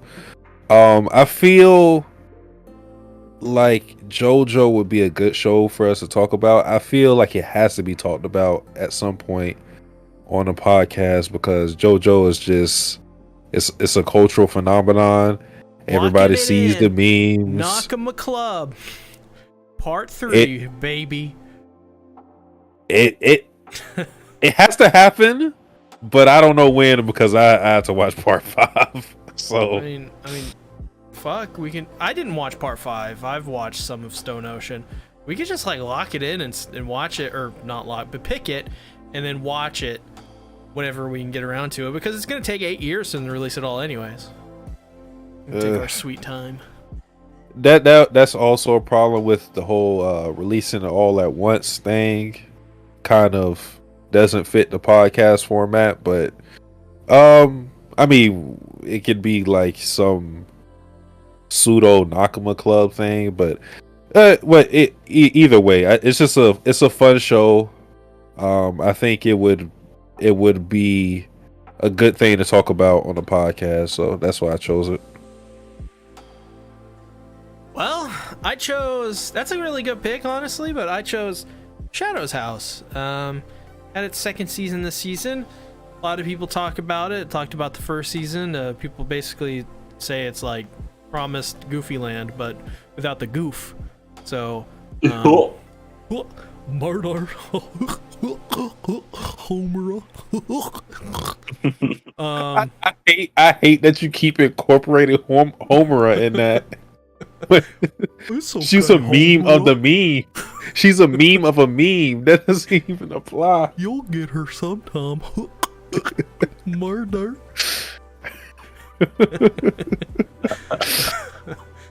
So yeah, I picked Shadow's House because it looks really neat. Looks really cool, honestly. And honestly, I wouldn't be surprised if one day in the future it appears on Nakama Club because it seems like that's an anime right down our alley.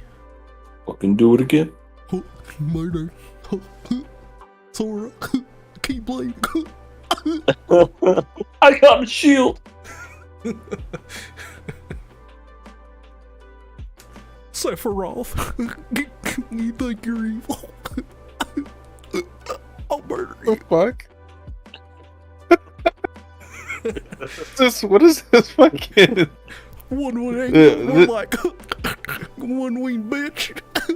This is like when some horror movie has the rights to the fucking Goofy. Oh my like god! What they did with Winnie and the Pooh. The second they make a horror movie with Goofy, we're all watching it. Gorsh. Oh my god! Gorsh, Sephiroth. Gorsh. They're gonna base it off of the fucking meme of how he murders everybody, and it's going to be hilarious. Did that Winnie and the Pooh movie come out yet? You should have told me. I don't know. Iris. Gorsh. Blood and honey. It's just it's so corny. I'm going to watch it, but the concept is so stupid to me. You didn't play with us. You forgot about us. Oh my god. Apparently Decrepit Storm and QRW6 really enjoy Shadow's House as well. It seems like a decently popular show, so I guess we know who won. Shit. Might as well just quit. Yeah. Because our audience likes my pick. Damn. EA, what did you pick? Yeah, it doesn't matter. Wait, what? I already lost. What does that mean? It means they won. They said that they want to watch Shadow House, so it doesn't matter. They don't know what you picked though. Oh, I guess you're right. Okay, I'll get back on it. I feel like we should have watched Classroom of the Elite Season 2. Why? Well, it ain't because of Homura and Goofy. It's because I just felt like this season was better than the first season. First season established everything, and then season 2 really kind of like dove deep into, the main characters. Not so much his backstory, but you just kind of saw what kind of person he was. Very manipulative, he just uses people to get ahead. Because for those that don't know, in this school, it's all about points that get you into Class A. And he's in Class D, not because he's stupid, but because he tricks people into thinking he is. Deceive your enemies by thinking you're dumb, but you're actually smarter than the average bear. Yogi Bear. Stop breaking up the bears. Yeah, I'm sorry. Where did that bear come from anyways? We still don't know the explanation for that. We will never know, see? Just let it die. But, Classroom of the Elite Season 2 was a nice addition, and we had to wait 5 years for this season to come. And next year, there's going to be a Season 3. I'm so excited. I'm looking forward to it. I am super happy. And if we could have also have talked about the wonderful animation editing where the person stepped on the person's head running the race. So that would have been fun too. Well, Decrepit Storm Shadow's House next. Decrepit Storm says C nominated Shadow's House Season 1 for this in spring last year, and it went to Nagatoro instead. Wait, we didn't watch Nagatoro, did it? Did we? Well, no, the one I got away. Oh, and yes, you are right about that. That did get away. Ready for winter 2023, Satsuki? Oh, I am. See what hate this show. And you just do it on the do your own podcast on the KOA channel. It'd be fun. Oh man, I am praying and hope I would. Actually, no, I don't want them to skip anything, but you know who I want to see. The cousin, my girl, and the sister of Nagatoro's sister. Yeah, she's going to be in the season for sure. Absolutely, as long as they don't skip anything. But I don't know if they're going to get to Hana. That's what I'm waiting for. Big Hana. If it is for somebody's love, I will become the devil. She's very emotional and very straightforward for sure. Super intense. Mm-hmm. Well, for our next award, we have Thigh Meat, aka Most Overrated. This, of course, is dedicated to one of the most overrated fucking characters of all time, Rika Takarada, another Trigger character, which is a honestly, a trigger character design, much like Lucy. That's funny. We have that popping up again. But yeah,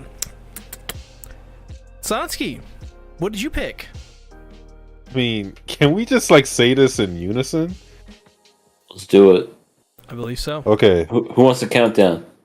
3. I feel like we're gonna fuck up the pronunciation of it. It's gonna sound terrible. Licorice Recoil! Licorice Recoil! There we go. I don't know how that sounded, but Discuss it amongst yourselves. I have to ditch for a minute. BRB. okay.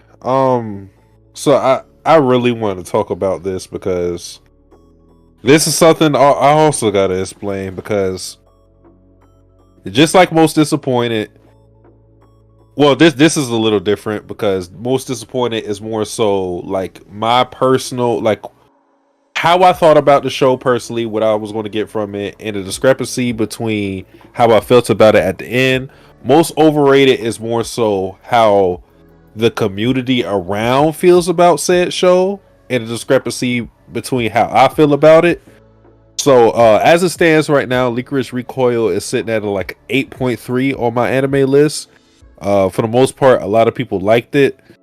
I was among those people up until the last 3 or 4 episodes, I would say. And as we discussed with the show, the ending is paramount, and I think the ending was lackluster, to be generous. It fell apart when things got serious.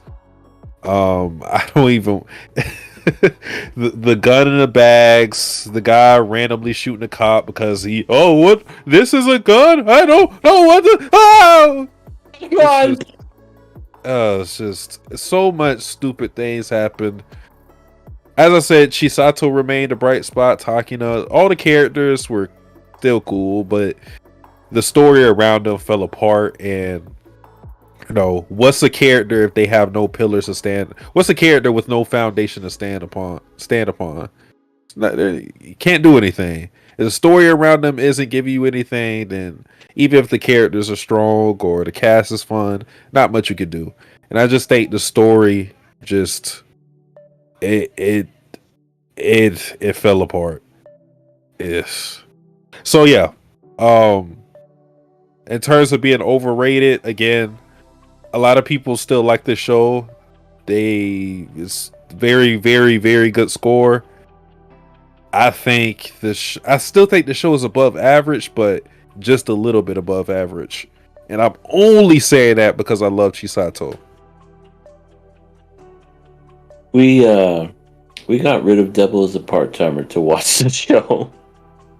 I mean, listen. I have one more episode of Devil's a Part-Timer left. We definitely won, but yeah, not by much. So you're saying it was not the one that got away? No.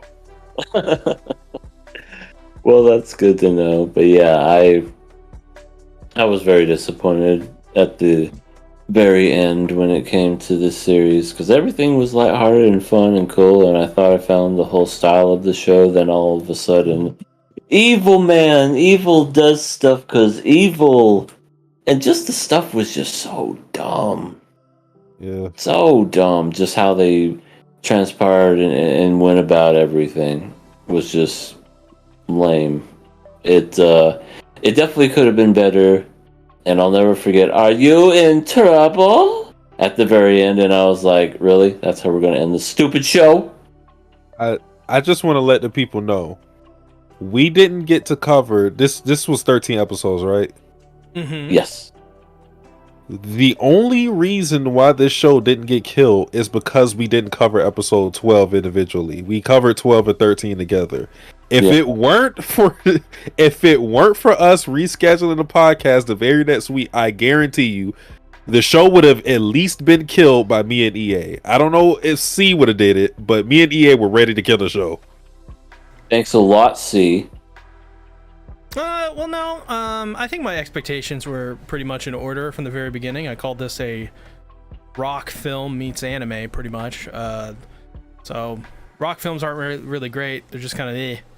And this one isn't really great. It's kind of eh. And the Mal rating is like nearly a 9.0.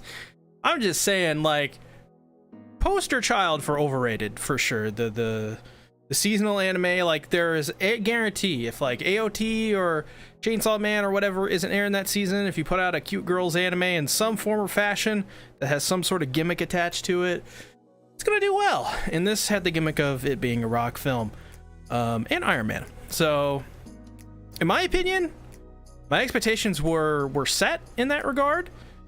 But as well, Hideo Kojima. This is one of his favorite light novel series. Hideo Kojima. Overrated enough yet? The king of overrated, Hideo Kojima.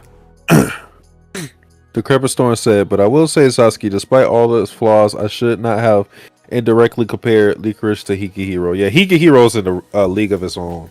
Hikihiro's in like my top 10 worst anime I've seen, along with Higurashi Sotsu. Yeah, and this is nowhere near worst territory. Yeah, I mean, I still like it. If you ask me if I dislike it or like it, I still like it. But wow, it dropped the ball, and it should not have had the score. Like, there's like no other anime. If another anime had this type of ending that it had, the ratings would drop for it drastically. But it still maintains the same score it had. It's just it shouldn't have that score. No, here's the thing: the slice of life audience, and I mean no disrespect, but yes, you do.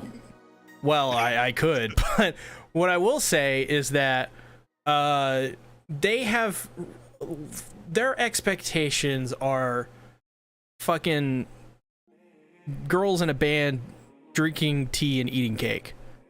Like, they hate K-On! By the way, I don't care who I don't care who I offend with that. K-On! Is not a good show. I like K-On! It's boring as fuck, but I like K-On!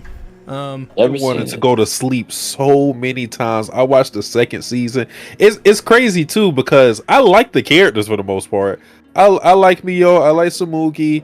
Not really a big fan of what's her face, main character, but I like the character. Oh, and how do I forget my main girl, Ritsu, drummer. But they don't do shit. No, they don't. They just like C said, they drink tea and eat cake. They barely play music. Slice of life fandom. This is the fandom that latched on to Licorice Recoil because that's the fandom they wanted, because they knew that's the easiest fucking fandom to please. And this is the part where it seem like disrespect, but once again, it's just not. You guys are easy to please. We could serve you guys fucking Halloween, like, deep fried assholes. We could serve you guys candy corn, and you would be like, if it had a cute girl peddling it to you, you'd be like, hell yeah, sign me up, baby. That's literally the audience. And once again, I don't mean disrespect, because I get it. I understand the mentality of liking these kinds of anime, is what I'm trying to say. Because I used to like these kinds of anime. But once you've seen literally one, you've seen every single one of them. In that regard, I think Licorice Recoil does it better than most. Because at least it actually fucking has a plot, has a story, actually shows up and tries. Because most of these, these slice of life shows, they don't even try. It's just some generic pixie girl design or lollies or something, and they peddle. That's all they do is peddle, and they get you to buy those figures. And in this series, thankfully, Licorice Recoil much better than that, but still overrated. Hideo Kojima. Yeah, also overrated for sure. I'm sorry to all the Slice of Life fans out there. I love you. I promise. You just lost 5 subscribers. I mean, I'm a Slice of Life fan. I think out of everything I watched, And Yuri usually always falls on the category of slice of life. I think that's like the most. Okay. That's the biggest genre I consume. Cute girl slice of life, because you are right. I need to specify that because I think cute girl slice of life is the most creatively bankrupt. Once again, don't mean disrespect to people who like it. You like what you like, right? You know, you keep saying that, but something tells me you want to insult. But it's okay. I love you all, K-On viewers. I love K-On as well. To the dark side. Darth D-Tactics. I need it. Hey, no, listen here. I'm a fan. What? Darth Tactics. I'm a fan. No, why is your lightsaber red? No, listen. I'm a fan of that cute ain't girls. his lightsaber. Watch this. Oh God.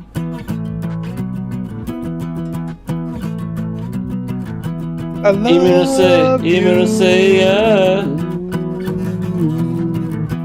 love you.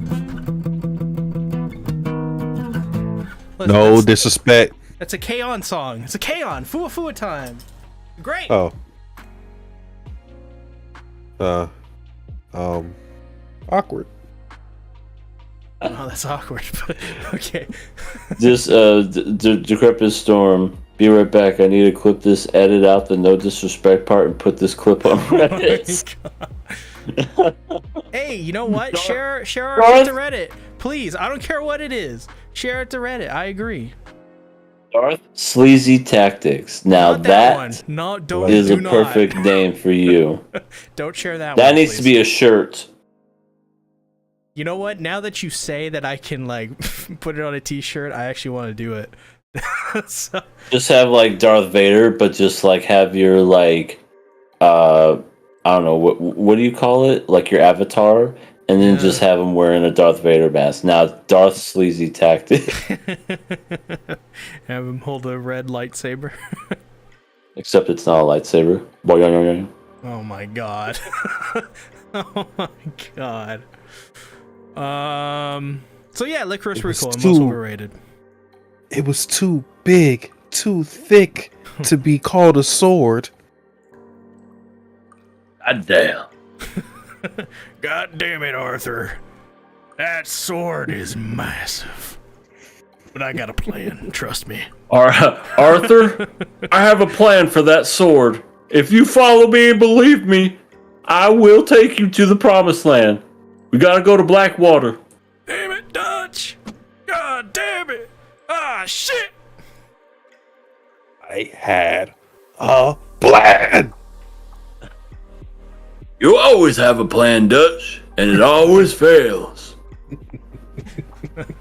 It should just be fucking Red Dead. Everybody plays a character. We have Dutch. We have John. We have John. Yeah, John Marston. Oh God! So we need Micah. Oh yeah, we have to have the traitor. Black Lung.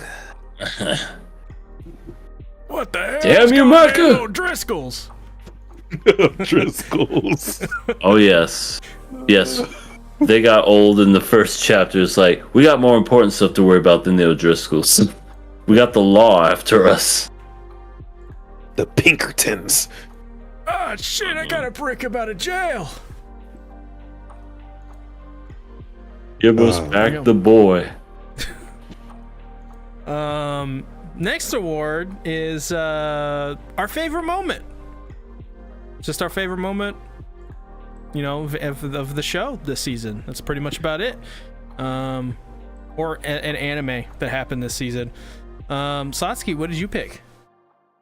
I picked a great moment that Decrepit Storm was a part of, and that was the knowledge that Trigun was not actually set in the world in the anime sphere, but actually it was a little closer to home, especially for me being in Florida, and that state being Alabama.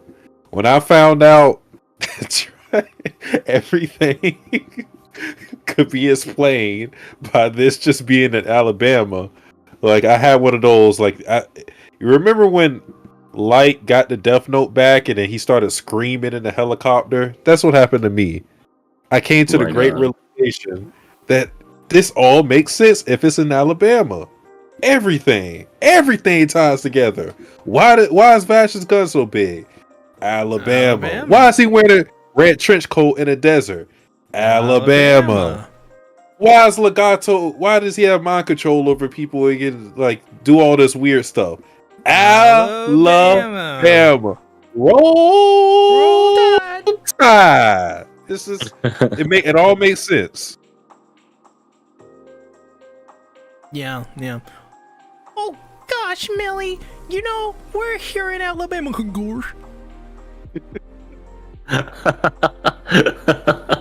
So it's Millie turning into Goofy? Yeah. Big girl, big dog, same thing. Roman Reigns. Okay. Decrepit Storm says that was mainly Bill. Decrepit Storm is the go-to. He's the guy. He's there, so we just blame it on him. Yes, we now know he's a guy. You're just you may not have discovered it, but I'm giving the credit to you. Be my Christopher Columbus. There you go. My pick for favorite moment was Adam Smasher, rest in peace, killing Rebecca, rest in peace. Rest in peace. Great moment in my opinion. Pieces. Well, yeah, that's true. You think at the end of the day, oh, they did it, and out of fucking nowhere, Adam Smasher comes jumping off the fucking tower, smashes Rebecca, and Rebecca's last words are amazing. Hey, we're having a moment here. Dead. That's all you need to know. Just went out like a true gangster. Just even to the very end, she was ride or die. Just like, I'm gonna defend David, and you will not, I repeat, not interrupt this moment. But he did. He interrupted it. He annihilated everyone but Lucy. So yeah, Lucy got away. Lucky her. Yeah, good for her. Maybe not. I don't know. It's same time, maybe not. I don't know. And that made way for Adam Smasher, who is terrifying. I don't know the way to put this guy. He's just like a fucking force. So that in of itself is also pretty cool to see him just come in and wreck shit, because he can. He's Adam Smasher, so he's that terrifying. I will wreck you. Yeah, he's got that awesome voice. He's voiced by... Who is he voiced by? I forget. I honestly don't know.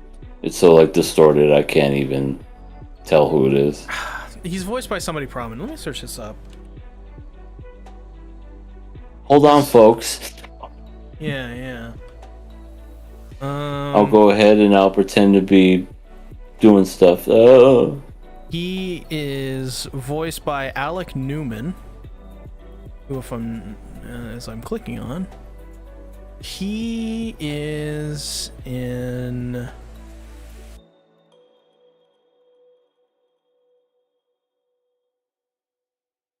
It's a good moment, Momiji. I Wait, is that Momiji from the basket of the fruit? What are you talking about? Momiji in the chat. Oh, the best moment in my opinion is when Reiko expresses all of her feelings to Fata. Oh, that was a good moment. But maybe not showing the cast, but he's in The Witcher 3. I'm pretty sure he is Geralt. Oh, okay. So, oh no, that's Doug Cockle. Never mind. Who the fuck is he? I don't remember. Alec Newman. There you go. Witcher 3 fame. Great voice actor. Really good. I saw a tweet about Adam Smasher from a female fan that said basically every time he speaks, it makes her ovaries quiver, we'll say. So I'm like, if that's what you get, if that's what you get from Adam Smasher, then good for you. But that's a Satsuki pick right there.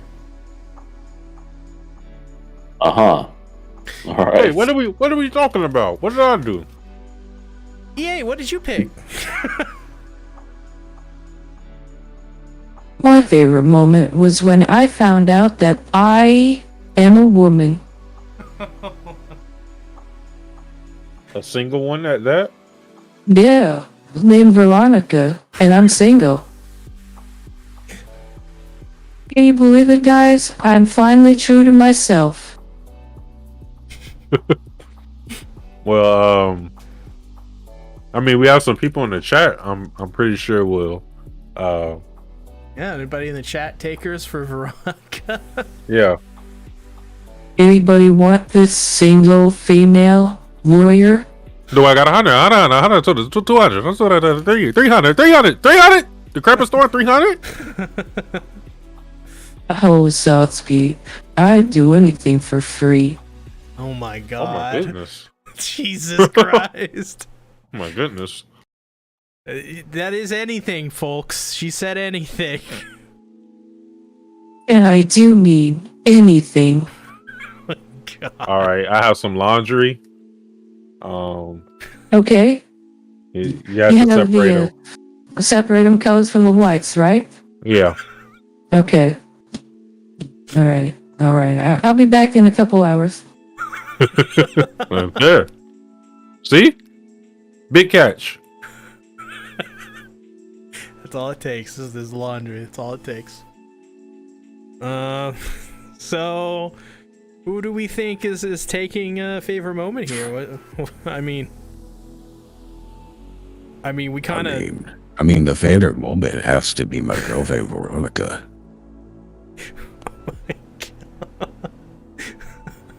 Yeah, I'm going with EA's pick. Hell yeah. Jesus Christ. I'm a boner.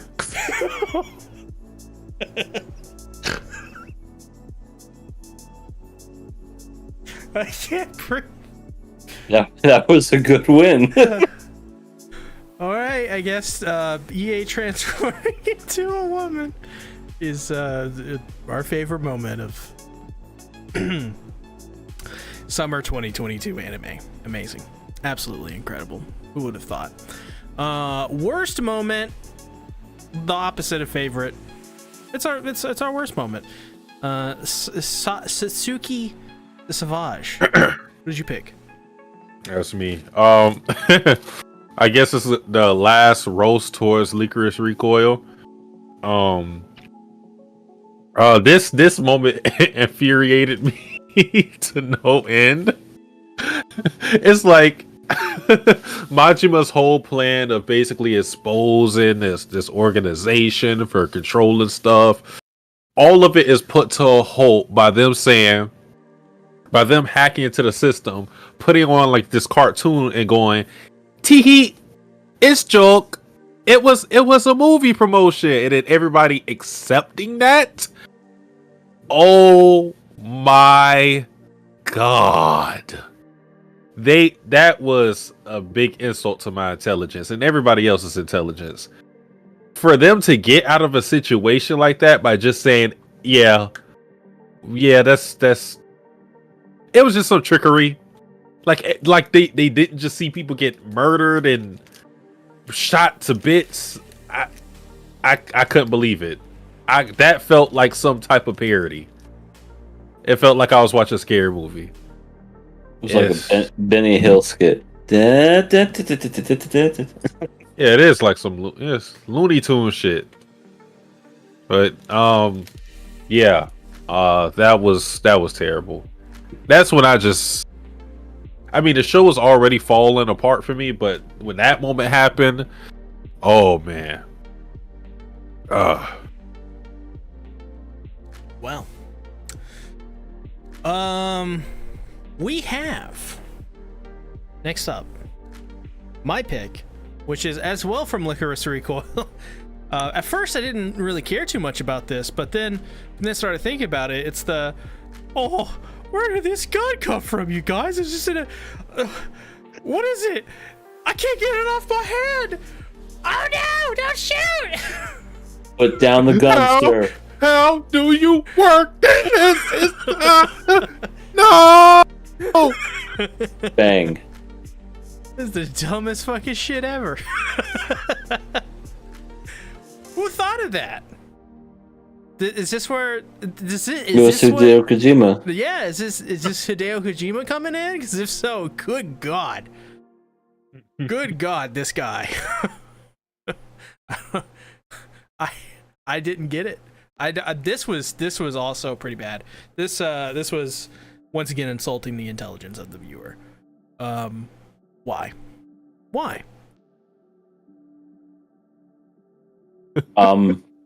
When it comes to me, the only thing I could think of that came to mind, I mean, yeah, Licorice Recoil, that was pretty much low-hanging fruit right there. I could have gone with it. But I decided to go with a different one, and it was the shit-eating toilets. It was legit toilets from Made in Abyss that were like, I want your poop. Give me your poop. Wait, and do you remember the guy in Better Call Saul that wanted to sell the toilet that was talking? Yeah, that was disgusting. He was like, he would have loved that toilet. He's like, this is a little creepish. What would you know? Yeah, that was so funny. I remember that. But yeah, these ones, like, they were moving around, and like Rico, half the series was like taking a shit for some reason. It's like, oh, this is some good food. Oh, I got the runs. And then you see the toilet have a tongue, and it's like, oh, well, at least you don't have to worry about toilet paper, I guess. But it's like, ugh, so disgusting. Yeah, that was very, very creepy. Mm-hmm. Yeah, so definitely that. Not a bad pick, actually, because I think that's my also worst moment for that show. So that's like the furthest it fell for me. I did not finish the episode. Still haven't. I won't. I may go with EA's pick for that one because, like, out of what the stuff that me and C said, very stupid. Hurt me very much because I like the show. But what EA just said, like, I kind of just want to block that from my memory. Like, it's just disgusting bad. So I think the weight of that is more than me just feeling bad for the show I liked. Shit eating toilets, that's just a different level. Yeah, I agree. Oh my goodness. We'll go with EA. All right. No one's getting a patent for the shit-eating toilet anytime soon. Damn. That's true. It's true. Next up we have, well, actually, Satsuki, this is your award. You can do the introductions. Okay, so I'm nervous, guys. I'm nervous. Okay. This is the Mirai Zura Award, which is what you look forward to the most next season. So I guess EA, do you want to go? Sure. When it comes to this season in particular, the fall season, I have never seen so much hype for an anime in my life. I mean, honestly, I can't think of the last time other than maybe Attack on Titan, One Punch Man. That's about it. But I am looking forward to see if this anime lives up to the hype. Da-da-da-da, Chainsaw Man. Vroom, vroom, vroom. And I gotta see what it's all about. Because I'm gonna be honest, I know nothing about it. I didn't watch a single trailer. I didn't read, watch this before watching the anime. No, I didn't watch any of that. I'm gonna go into it blind, and I'm looking forward to seeing what this show is all about. Can we get some dogs in the chat for Makima? Dogs in the chat. Oh, God. Oh yeah, you say that she dog walks people, right? I mean, she likes to have fun. She likes to have fun. As a person who has read like the first 10 chapters of Chainsaw Man, that is a description. I will not deny that Sasuke made a statement right there. Well, I guess I'll say just for myself, I look forward the most, not talking about it on a podcast, but just watching it to see what happens. Bleach, 1,000-Year Blood War. Bleak. Bleak. Yeah, it was a show. It was a series that I binged in like a week. Not one of my proudest moments because, oof, I was reading hundreds of chapters in a day. But, yeah, that the beginning of that arc was really, really good.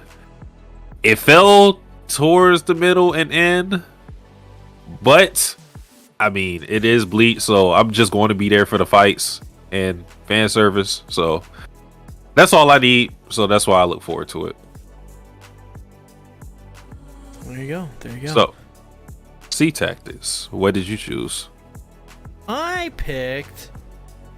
It was actually. It's kind of like a sort of a tie between Bleach, but I went with Chainsaw Man because cute chainsaw dog.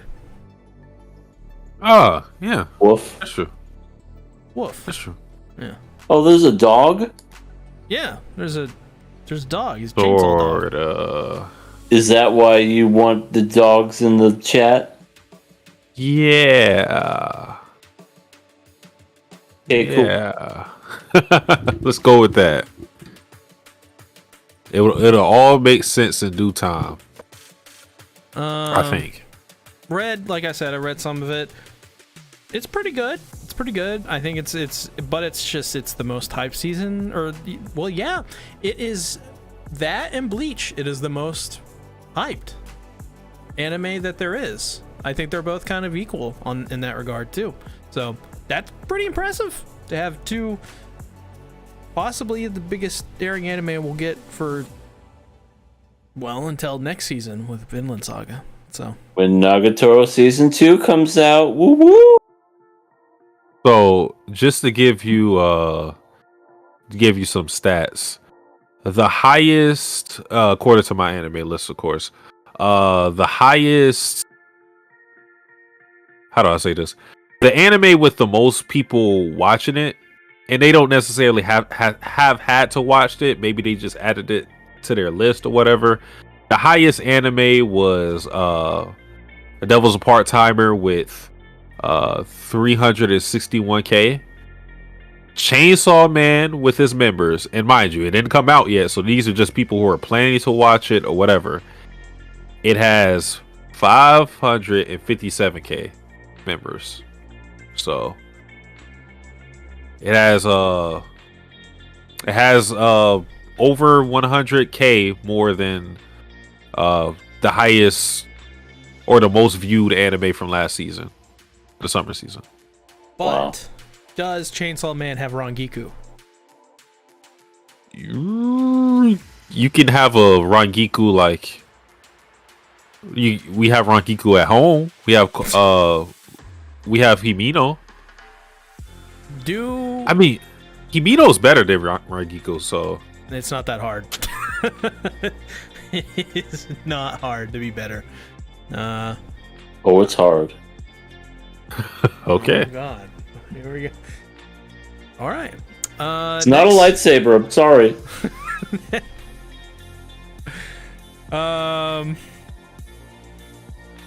So this is funny. So next up, an important award. One of the most important awards of all time. In fact, there is never been an award that is more of an award than this award. It's such an award. You could say it is like an award within its. What the fuck music is this playing? It's playing like 8-bit music now. Stop that. The award is such an award within itself that the very fact that it exists is an award to existence. Of course, this award is dedicated to the one, the only, the beauty of our hometown, Nezuko Komodo. Beautifully, she's a wordsmith.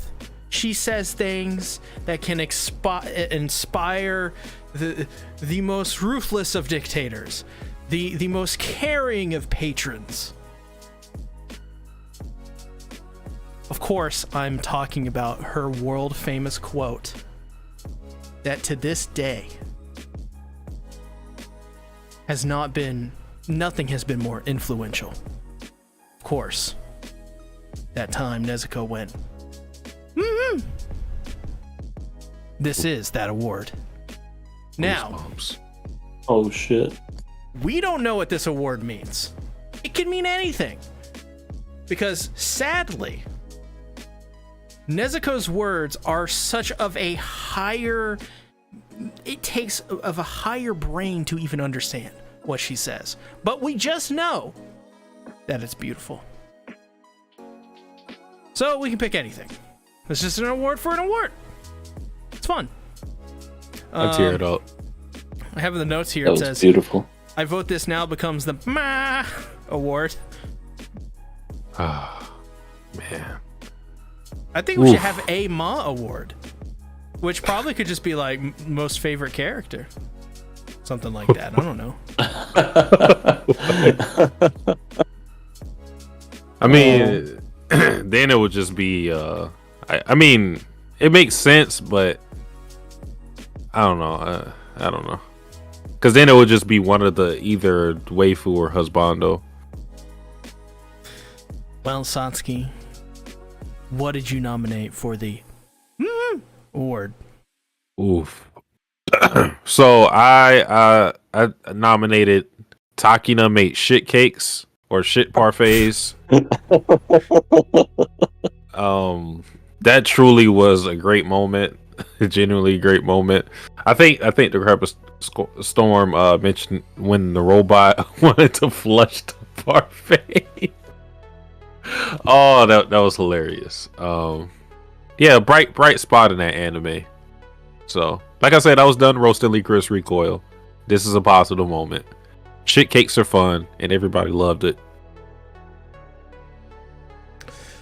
Well, I pick for the award, Ma,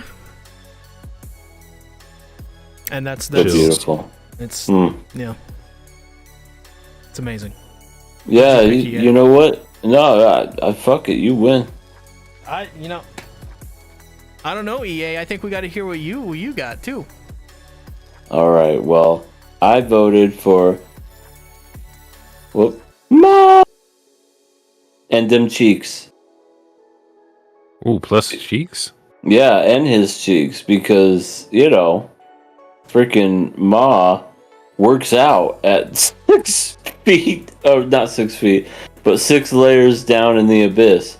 He goes around squishing things with their eyes and guts pop out their butt, and also, he goes, Ma! Look at me do a squat. Ma! Look at me flex some cheeks. Ma!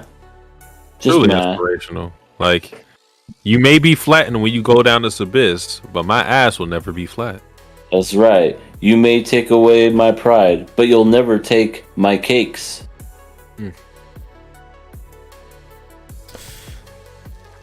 Amazing. I think EA wins this one because you have Ma, but you also have dim cheeks. Oh, okay. Dim cheeks then. You bounce a freaking quarter off it. Exactly. Oh, he could be in Keijo. Oh my god. Freaking. He's just flying through the air. Ma! And then just slams against the main character. He would be a fearsome opponent. Yeah, people wouldn't know what to do. Mio might have trouble with him. Just wait, would he be able to participate? Is it anybody with an ass or just girls with ass? I think it's just girls with ass, because they could also use their boobs too. So he doesn't have any boobs. Damn. Unfortunate. Well, there goes that dream. That's the one thing Ma was missing from being a god. I mean, if he had that, he would be pretty much perfect. Oh my god. Oh, she was so good. I I mean, that's some hip action right there. Yeah, I would dislocate my fucking spine. Right, that's one of those you become paralyzed after that. So, yeah, Ma with dim cheeks takes it. You know, I think I want this as my Nakama. Wait, the person who told Sasuke is Tom. I think I remember that. Somebody in the chat just said Sasuke is Tom. And I was like, Yep. what the fuck are you talking about? That, you know what? That was probably, I'm gonna change my vote. That was the best moment of KOA. Was when a person named Clapton Cheeks said at Satsuki, Oh yeah. he's like, it's time. He never explained himself after that. He never said anything after that. He did it. That's why I was like, Satsuki, what are you gonna do? And you're like, huh? What? To this day, I'm still in fear. Like, did I make it on time? And like, did this change the course of the entire world? Yeah. I mean, we'll Probably. never know. So I guess Clap Them Cheeks wins with It's Time. So there you go.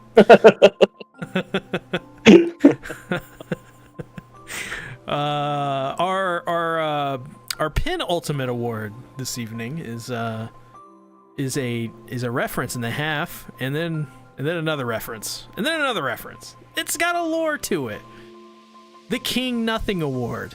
This, of course, is the X-Arm Award of Excellence. This is the worst show of the season that at least we saw, or that's just undeniably the worst.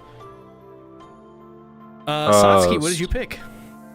No, can't we say this one in unison too? Or Well, right? no, yeah. Okay, well, this is going to be hard, but let's try. Let's fuck it. Let's see what we get. 3, All right. 2, 1. The devil is The a devil is the babysitter. Season 2. Yeah, We- so that was a perfect. part-timer shit. It's pretty bad. Season 2 Yeah. at least. Ooh. Yeah, so bad. I turned it into. I renamed the show "Devil is a Babysitter" because that's essentially what this season was.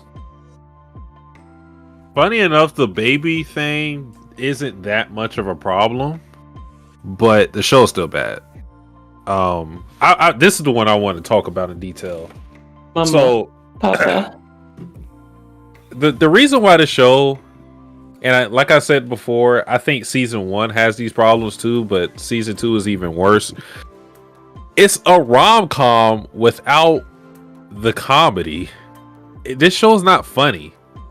Once the novelty of the devil doing this ridiculous stuff wears off, the show doesn't really throw anything at you to make you laugh. And that's my main issue with it. It's just like what they find funny is the typical Tsunade stuff. Shit jokes from that one guy because he's always like using the bathroom. That's not funny. This isn't 2005. Yeah, pooping. Shitting, pooping, ice cream, scooping. But yeah, the comedy is just it's so bad. And then even in a romance aspect, while I think Chiho is fine, I don't like the whole Emmy and Mao stuff because we already talked about how the baby is basically a catalyst for them to let's not talk about the baby. Let's not talk about him. But yeah, the baby is used to. You can already see it. The baby's being used as a catalyst to spark plug Emmy and Mao's relationship. They shouldn't have any romantic implications given what Mao has done to Emmy. But as I said before, I think it's going to be revealed that her father isn't dead or something, and for some reason he's going to be forgiven, and then there is going to be some romance involved in it. That's just speculation, but this show doesn't really give me anything that would give me hope that it doesn't turn out that way. It's pretty generic for the most part. Like I said, when the novelty of Satan doing slice of life stuff wears off, it's just a regular slice of life, and it's not even all that funny. There you go. As for Yeah, me, I this show fucking sucks. Oh, I love this show. Wait a minute, you guys have this show? You think this show is worse than Rent a Girlfriend? Because I forgot you guys watched that. God, you know what? I totally Hold forgot. on. We got to Hold on. retroactively go back. Yeah, hold on. It's There it is. Rent a Girlfriend. It's there. Rent a Girlfriend. It's Rent a Girlfriend. It's It Rent a fucking Girlfriend. sucks. It's awful. It's ass. No, it goes Rent a Girlfriend. Even though none of us nominated it, we change our minds. We're going back. Which is funny because I completely forgot I even did a whole series on it. I know. Me too. Not only that, we did it for 2 years in a row. Because I was just sitting here thinking, like, okay, you guys like watch like what? We watched 3 episodes of this. I was like, could that have really been bad than watching the entire season of Rent a Girlfriend? Dude, Rent a Girlfriend was garbage. There's nothing redeemable. I want to chase my worst moment of the year to watching that show ever in its entirety. Oh no! You know what? The worst moment was when they announced the season fucking 3. Can we go back retroactively and then also change the worst moment to them announcing it had a season 3? Yeah. I'm gonna do it right now. Okay, if we're doing that, I'm going as far as to change my waifu to mommy. Since we're just changing, I'm choosing mommy as my waifu. Yuck. But she still loses, so it doesn't matter. I cry. In both ways. It's in the podcast notes changing it. Yeah, I did it. Changed it. Oh my god, we could also put in the Rent a Girlfriend, his new manga, which is an incest manga. Oh my god. That's cringe. Ugh, how low can you go? Apparently very low. Apparently rock bottom and to bedrock at this point. At this point, might as well. At this point, I think he turned on creative mode and he got past bedrock. So, just I don't know. I felt like the Rent a Girlfriend concept was actually good. Like when I read the synopsis for this show, the first season that being, I thought it would be a good show. I thought I would like it, but I didn't end up watching it until I think the show was almost done or was done. I watched the first 8 minutes of the first season and I dropped it then. Once I seen the main character, I said, no, I'm not going through this. I'm not following this MC. I don't care how the girls are. I'm not following this MC. No way in hell. Yep. Terrible show. Yeah. He's awful. He's no Futaro. Futaro can get the ladies. The funny thing about him too is it's not he's like deplorable bad as in like he's morally wrong. Like he's not evil. He's just a bad character. You know how like bad you have to be for me to go like, no, I can't stick around for you. That moment where Ruka and he made out and it was uncomfortable for like 2 minutes. And then he was like, "You better leave, or I'm not gonna handle it. I'm gonna take advantage of you." You're gonna do what? You're gonna pay my rent? You're gonna kiss me more? Which? Well, I do have unlimited amounts of money apparently, so yes, I'm gonna pay your rent because I rent a girlfriend. Badooch.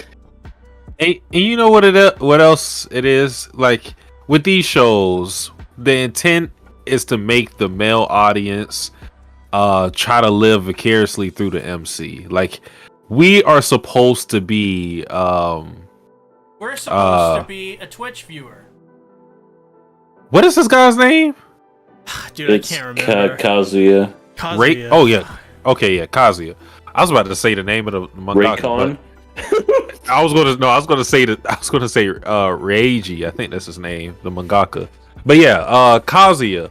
Like he's not even good as like a stand-in character for the audience because he sucks that bad. I wouldn't want to live vicariously through him. Me neither. His life seems awful. Well, that's the reason. Bad I show. mean, he's a coward. He can't do anything on his own. He's just like, oh, I think we should be Rhett's girlfriend buddies, and I'll make you happy because you follow your dreams there, Chizuru. Oh man. Awful show. Sucks. And Mommy is a stalker. Class A. And a psycho. She's gorgeous to me. All right, Papa Emeritus. Well, I was thinking of Cobra Kai. I was thinking That'll work. Cobra Commander. Cobra Commander, that's his name. You know. Yes, get after the G.I. Joes. Listen, if nobody wants to go after mommy, I'll take on the burden. You'll be the only Mommy one on that said line. so herself. She said that she's a loser. Well, listen. I can't fix her, but I could damn sure try. Yeah, well, good luck. All right. Next award, our final award, is, of course, none other than King of Anime Summer 2022. This is the best show of the season. And boy, do we have some hard picks here. So, Satsuki, what do you pick? Wait, I just realized, mom. Wait a minute, what the fuck? Did mommy like steal mommy's outfit from Madoka Magica? I mean, she has no life, so. No, like, hold on. I'm going to show the chat is going to see this, but I'm going to show you their outfits. Did she just? She stole her look. Hold on, right This now. would not surprise me. She stole her look. It's the same. Oh my That's god, fucking that hilarious. is the same. One has short sleeves. That's it. And That's one's funny. apparently an adult. But yeah, that's true. They're both Wow. going to die, at least. But okay, so, whew, man. So King of Anime, Summer 22, 2. I chose Made in Abyss season 2. If you've been watching the podcast, you've seen me salivate over this show, especially with these recent episodes. And I went as far as to say I think this is my favorite anime so far in a year. And consider this: I have this over Attack on Titan, over Kaguya-sama season 3. I think the show is that good. It really hit on the backstory. I think as an adaptation, it did everything you wanted, even though it was even the scenes that they took out that I was mentioning about the Waco, minor stuff that didn't really change anything as far as the story. Just they did such a great job with the music, the animation, the voice acting, everything from top to bottom. This is like a perfect adaptation. Yeah, it elevated this arc so much for me, because reading it, liked it, but wasn't emotionally invested too much. But watching it, all in. So this is my King of Anime Summer 2022. Wow, Oh, Ellie. Yeah, Ellie made it. What's up, Ellie? How you doing, Ellie Propaganda? It's not his name. I don't know. I think it is. My pick for King of Anime Summer 22, 2022, 2020, is Cyberpunk Edgerunners. It was actually a tie for me between Made in Abyss Season 2 and Edgerunner, so I find it funny that Satsuki picked Made in Abyss. I had trouble picking this because, yes, there was the one episode that I didn't like of Made in Abyss, but I think it is not only Made in Abyss is like one of the probably the best like proper seasonal airing show at the very least that wasn't, Netflix binge it all in one day. I think Edgerunners is just, in my opinion, and some may agree, some may disagree, I think this is a masterpiece. I've said it before. I made a video about it. I gave my reasonings, breaking it down why. You can watch that video if you want. Nearly 80, let's say 100,000 people have watched it. So people seem to resonate with this idea that Edgerunners is a masterpiece to some degree at the very least, but as well, the fact that they were able to integrate the music from the game, and not only just integrate music from the game, revived the game entirely from the dead. Not only revived the game, revived the franchise itself. People are begging for a sequel, not only begging for a sequel to the game, but the anime, and as well, just begging for the game to be supported more. So much so that there are rumors coming out now that CD Projekt Red may go back and put in more support for this game and do another expansion besides the one that they said they're going to support and be done with. This anime is pretty special as well, where other game adaptations have failed. This has clearly shown that anime is the right way to go when it comes to video game adaptations. I think because of this anime, it is going to be so influential that we're going to start seeing anime of our favorite video game franchises. We're going to probably see less of Last of Us and Fallout live action adaptations. More stuff like probably going to see Halo back again in anime. We're probably going to see, I wouldn't be surprised if The Last of Us happened. Anime it just makes sense for that, and I think this opened the floodgates for that. It also fucking saved Netflix as well. So, well, air quotes, saved Netflix. Changed the rhetoric around them, because before this came out, Netflix was, it's dying. Subscription services are done.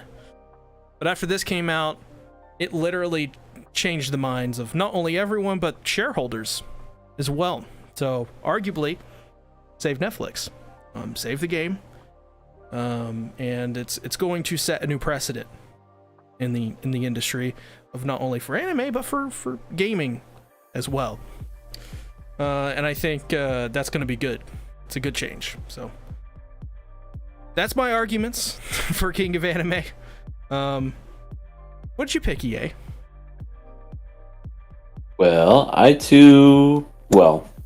it was definitely a close one because I was considering Cyberpunk as well, but I think it just squeaked on by Made in Abyss Season 2, only because, I don't know, I think it maybe has a little bit of an advantage because we had more episodes to go off of, and I'm talking about the previous season. And it was just very well done. The emotion, the overall feeling of said show, and the music is definitely what made it really impactful for me.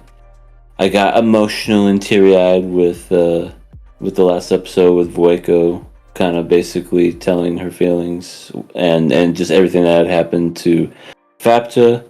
And this show has made me cry not once but twice now. First season and now this season. And I don't know, if you could make me cry twice in 2 different seasons, I think you're doing a good job. Again, that's not to say that Cyberpunk is bad, because I definitely agree with everything that you said, C, about how it's revived everything about Cyberpunk. It's helped revive Netflix. Just and it's gonna open. It's definitely gonna open the floodgates. You know, name any video game, it's gonna become an anime now. It's bound to happen. Just watch. And yeah, I think this show, Made in Abyss season 2, is one of the best animes out there. Absolutely. I said season 1 was just about a masterpiece, and I think this season is also just about there as well. Pretty tough. I mean, do we give it to Made in Abyss or Edgerunners? What do you guys think? I guess Satsu's the tiebreaker. Oh no, I'm not. I'm definitely on a Made in Abyss. This is my favorite anime of the year, so that's the highest praise I can give it. What about Made in Cyberpunk? Yeah. But with Made in the Edgerunners, but it has like the shit toilets, but you have to pay for it. Moms are dying all over the place. It's a terrible world. Oh no, that would be like one of the worst worlds ever. Imagine they go to the bottom of the abyss and Night City's there. You have to pay a toll and like, yeah, a toll for each abyss. Atom Smasher would go from the top all the way to the bottom and would create a fucking hole in anybody who would be beneath it. That's true. That's something Atom Smasher would do. He would jump from the very top. He'd go Geronimo, choom, and he'd do it. All to kill Rebecca. Yeah, Rebecca would still somehow be at the bottom. Except it won't just be like a little hole. It'll be like a fucking crater was, oh my god. Boom! Yo, like literally as you guys are saying this, I found like the best fan art ever. This is something I was waiting for. Kill La Kill, Edgerunners. It's all the Trigger girls. Yeah. Yeah, I was waiting for this because like, yeah, Trigger always has that really fun out of there character. And like Kill La Kill has like a lot of those. You could choose from Nonon to Nui, but I think Mako is the true one. Obviously, fuck, why am I forgetting her name? Susie? Yeah. From Little Witch Academia, and of course Rebecca. Oh, and that one thing from BNA. That one thing. I never watched this, so I don't know who that person is, but yeah. I'm gonna say this. I don't want to be the guy. Like, I think we should just give it to Made in Abyss, because I don't want to be the guy that does it, that goes, no, Made in Abyss doesn't deserve it. And because it's clear they're both great anime. So we'll give Made in Abyss his flowers. Because it's not going to be, it's like, once in a blue moon. I mean, it's not winning any more awards for a lot of years to come, so. Right. So I guess we'll have to say goodbye for now, So. With that out of the way, what do you guys think about summer 2022 overall in terms of quality and stuff? Pretty decent. Way better than last summer. Oh, what was last summer? What was last summer was ass on top of Sunny Boy. Well, let's see what we had summer. So we had Sunny Boy. We had time traveling lollies. We had Slime Daddy. We had Kobayashi. Oh my god. Oh my god. We had that one anime, Remake Our Life. Yeah. Yep. Oh. Time traveling lollies. Bro. Sunny Boy, Jahi. Which I like Jahi, but I still don't know what the fuck Sunny Boy's about. I think that's the point. We need Crimson. Crimson. Where's my bell? Crimson. Is that? Oh my god, that's the same season with Higurashi Sotsu. Oh no, yeah, this is the worst. This is the worst. The only good anime from this season was Love Live Superstar. So, like I was saying, this is way better than last year. Yeah, this is ugly. Like, this is like Courage the Cowardly Dog ugly. Yeah, I mean, to me, in my opinion, the season was amazing. Had some really solid anime. Had some all-timers. You can't get any better than having two anime like Made in Abyss and Edge Runners in the same season. That's some good shit right there. Like, I'm not complaining if there's one of those, but to have two of those, that's pretty good. So I feel like this whole year has been incredible for anime, to be honest. yeah, yeah. Sasuke. The last summer season also included Peach Boy Riverside. Oh, I remember people were hyping that up. I just know that the main character was a girl with big boobs.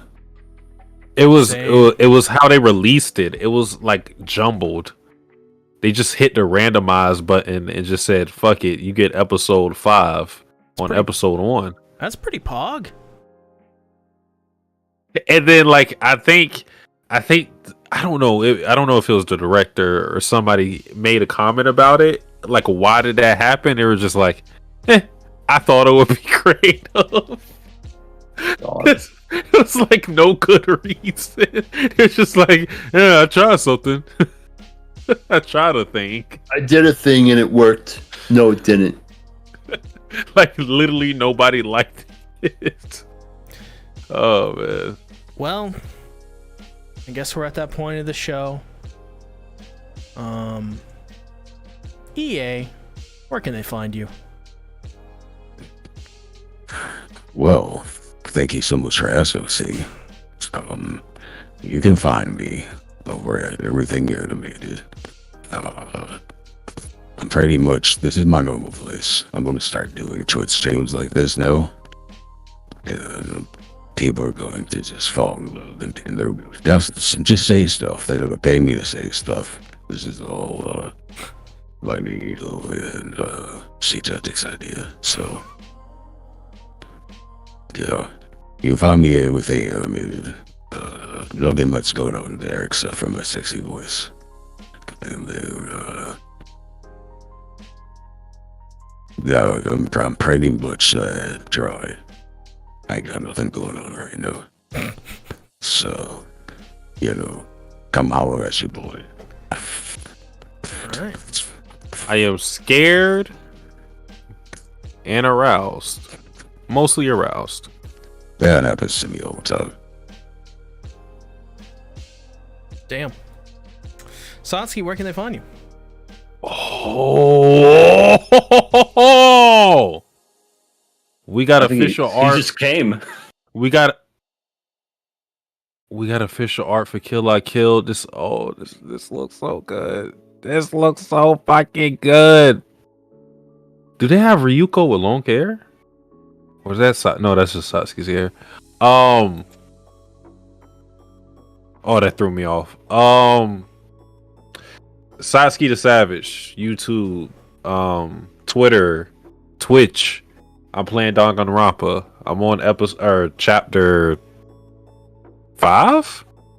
A lot of people are dead. A lot of my favorite characters are dead. I'm still having fun, I think. I'm still doing detective stuff. I'm still accusing people without any solid evidence, but still getting a couple of things right and telling people I told you so. But I'm still getting stuff wrong, and people are still getting mad at me. Yeah, so tune into that. Probably will do it Saturday around 1 p.m. Eastern Standard Time. Cool. Around that time is usually when I do it. But as far as YouTube stuff, like, just give up. If you're waiting on the Satsuki video, just give up. I don't quit or anything. I just don't. I keep like lying about the deadline, so just give up. Well, as for me, this Wednesday, One Piece video coming out. One Piece video for patrons as well. Finale for Arlong Park. It's good stuff. Some good stuff right there. And then as well, Friday, we're going to have video on Mob Psycho 100. Or Season 2 drops. Or probably after Season 2 drops. But anyways, thanks for coming out, you guys. Next week, fall season. Can't wait. See you guys later. Bye-bye. Done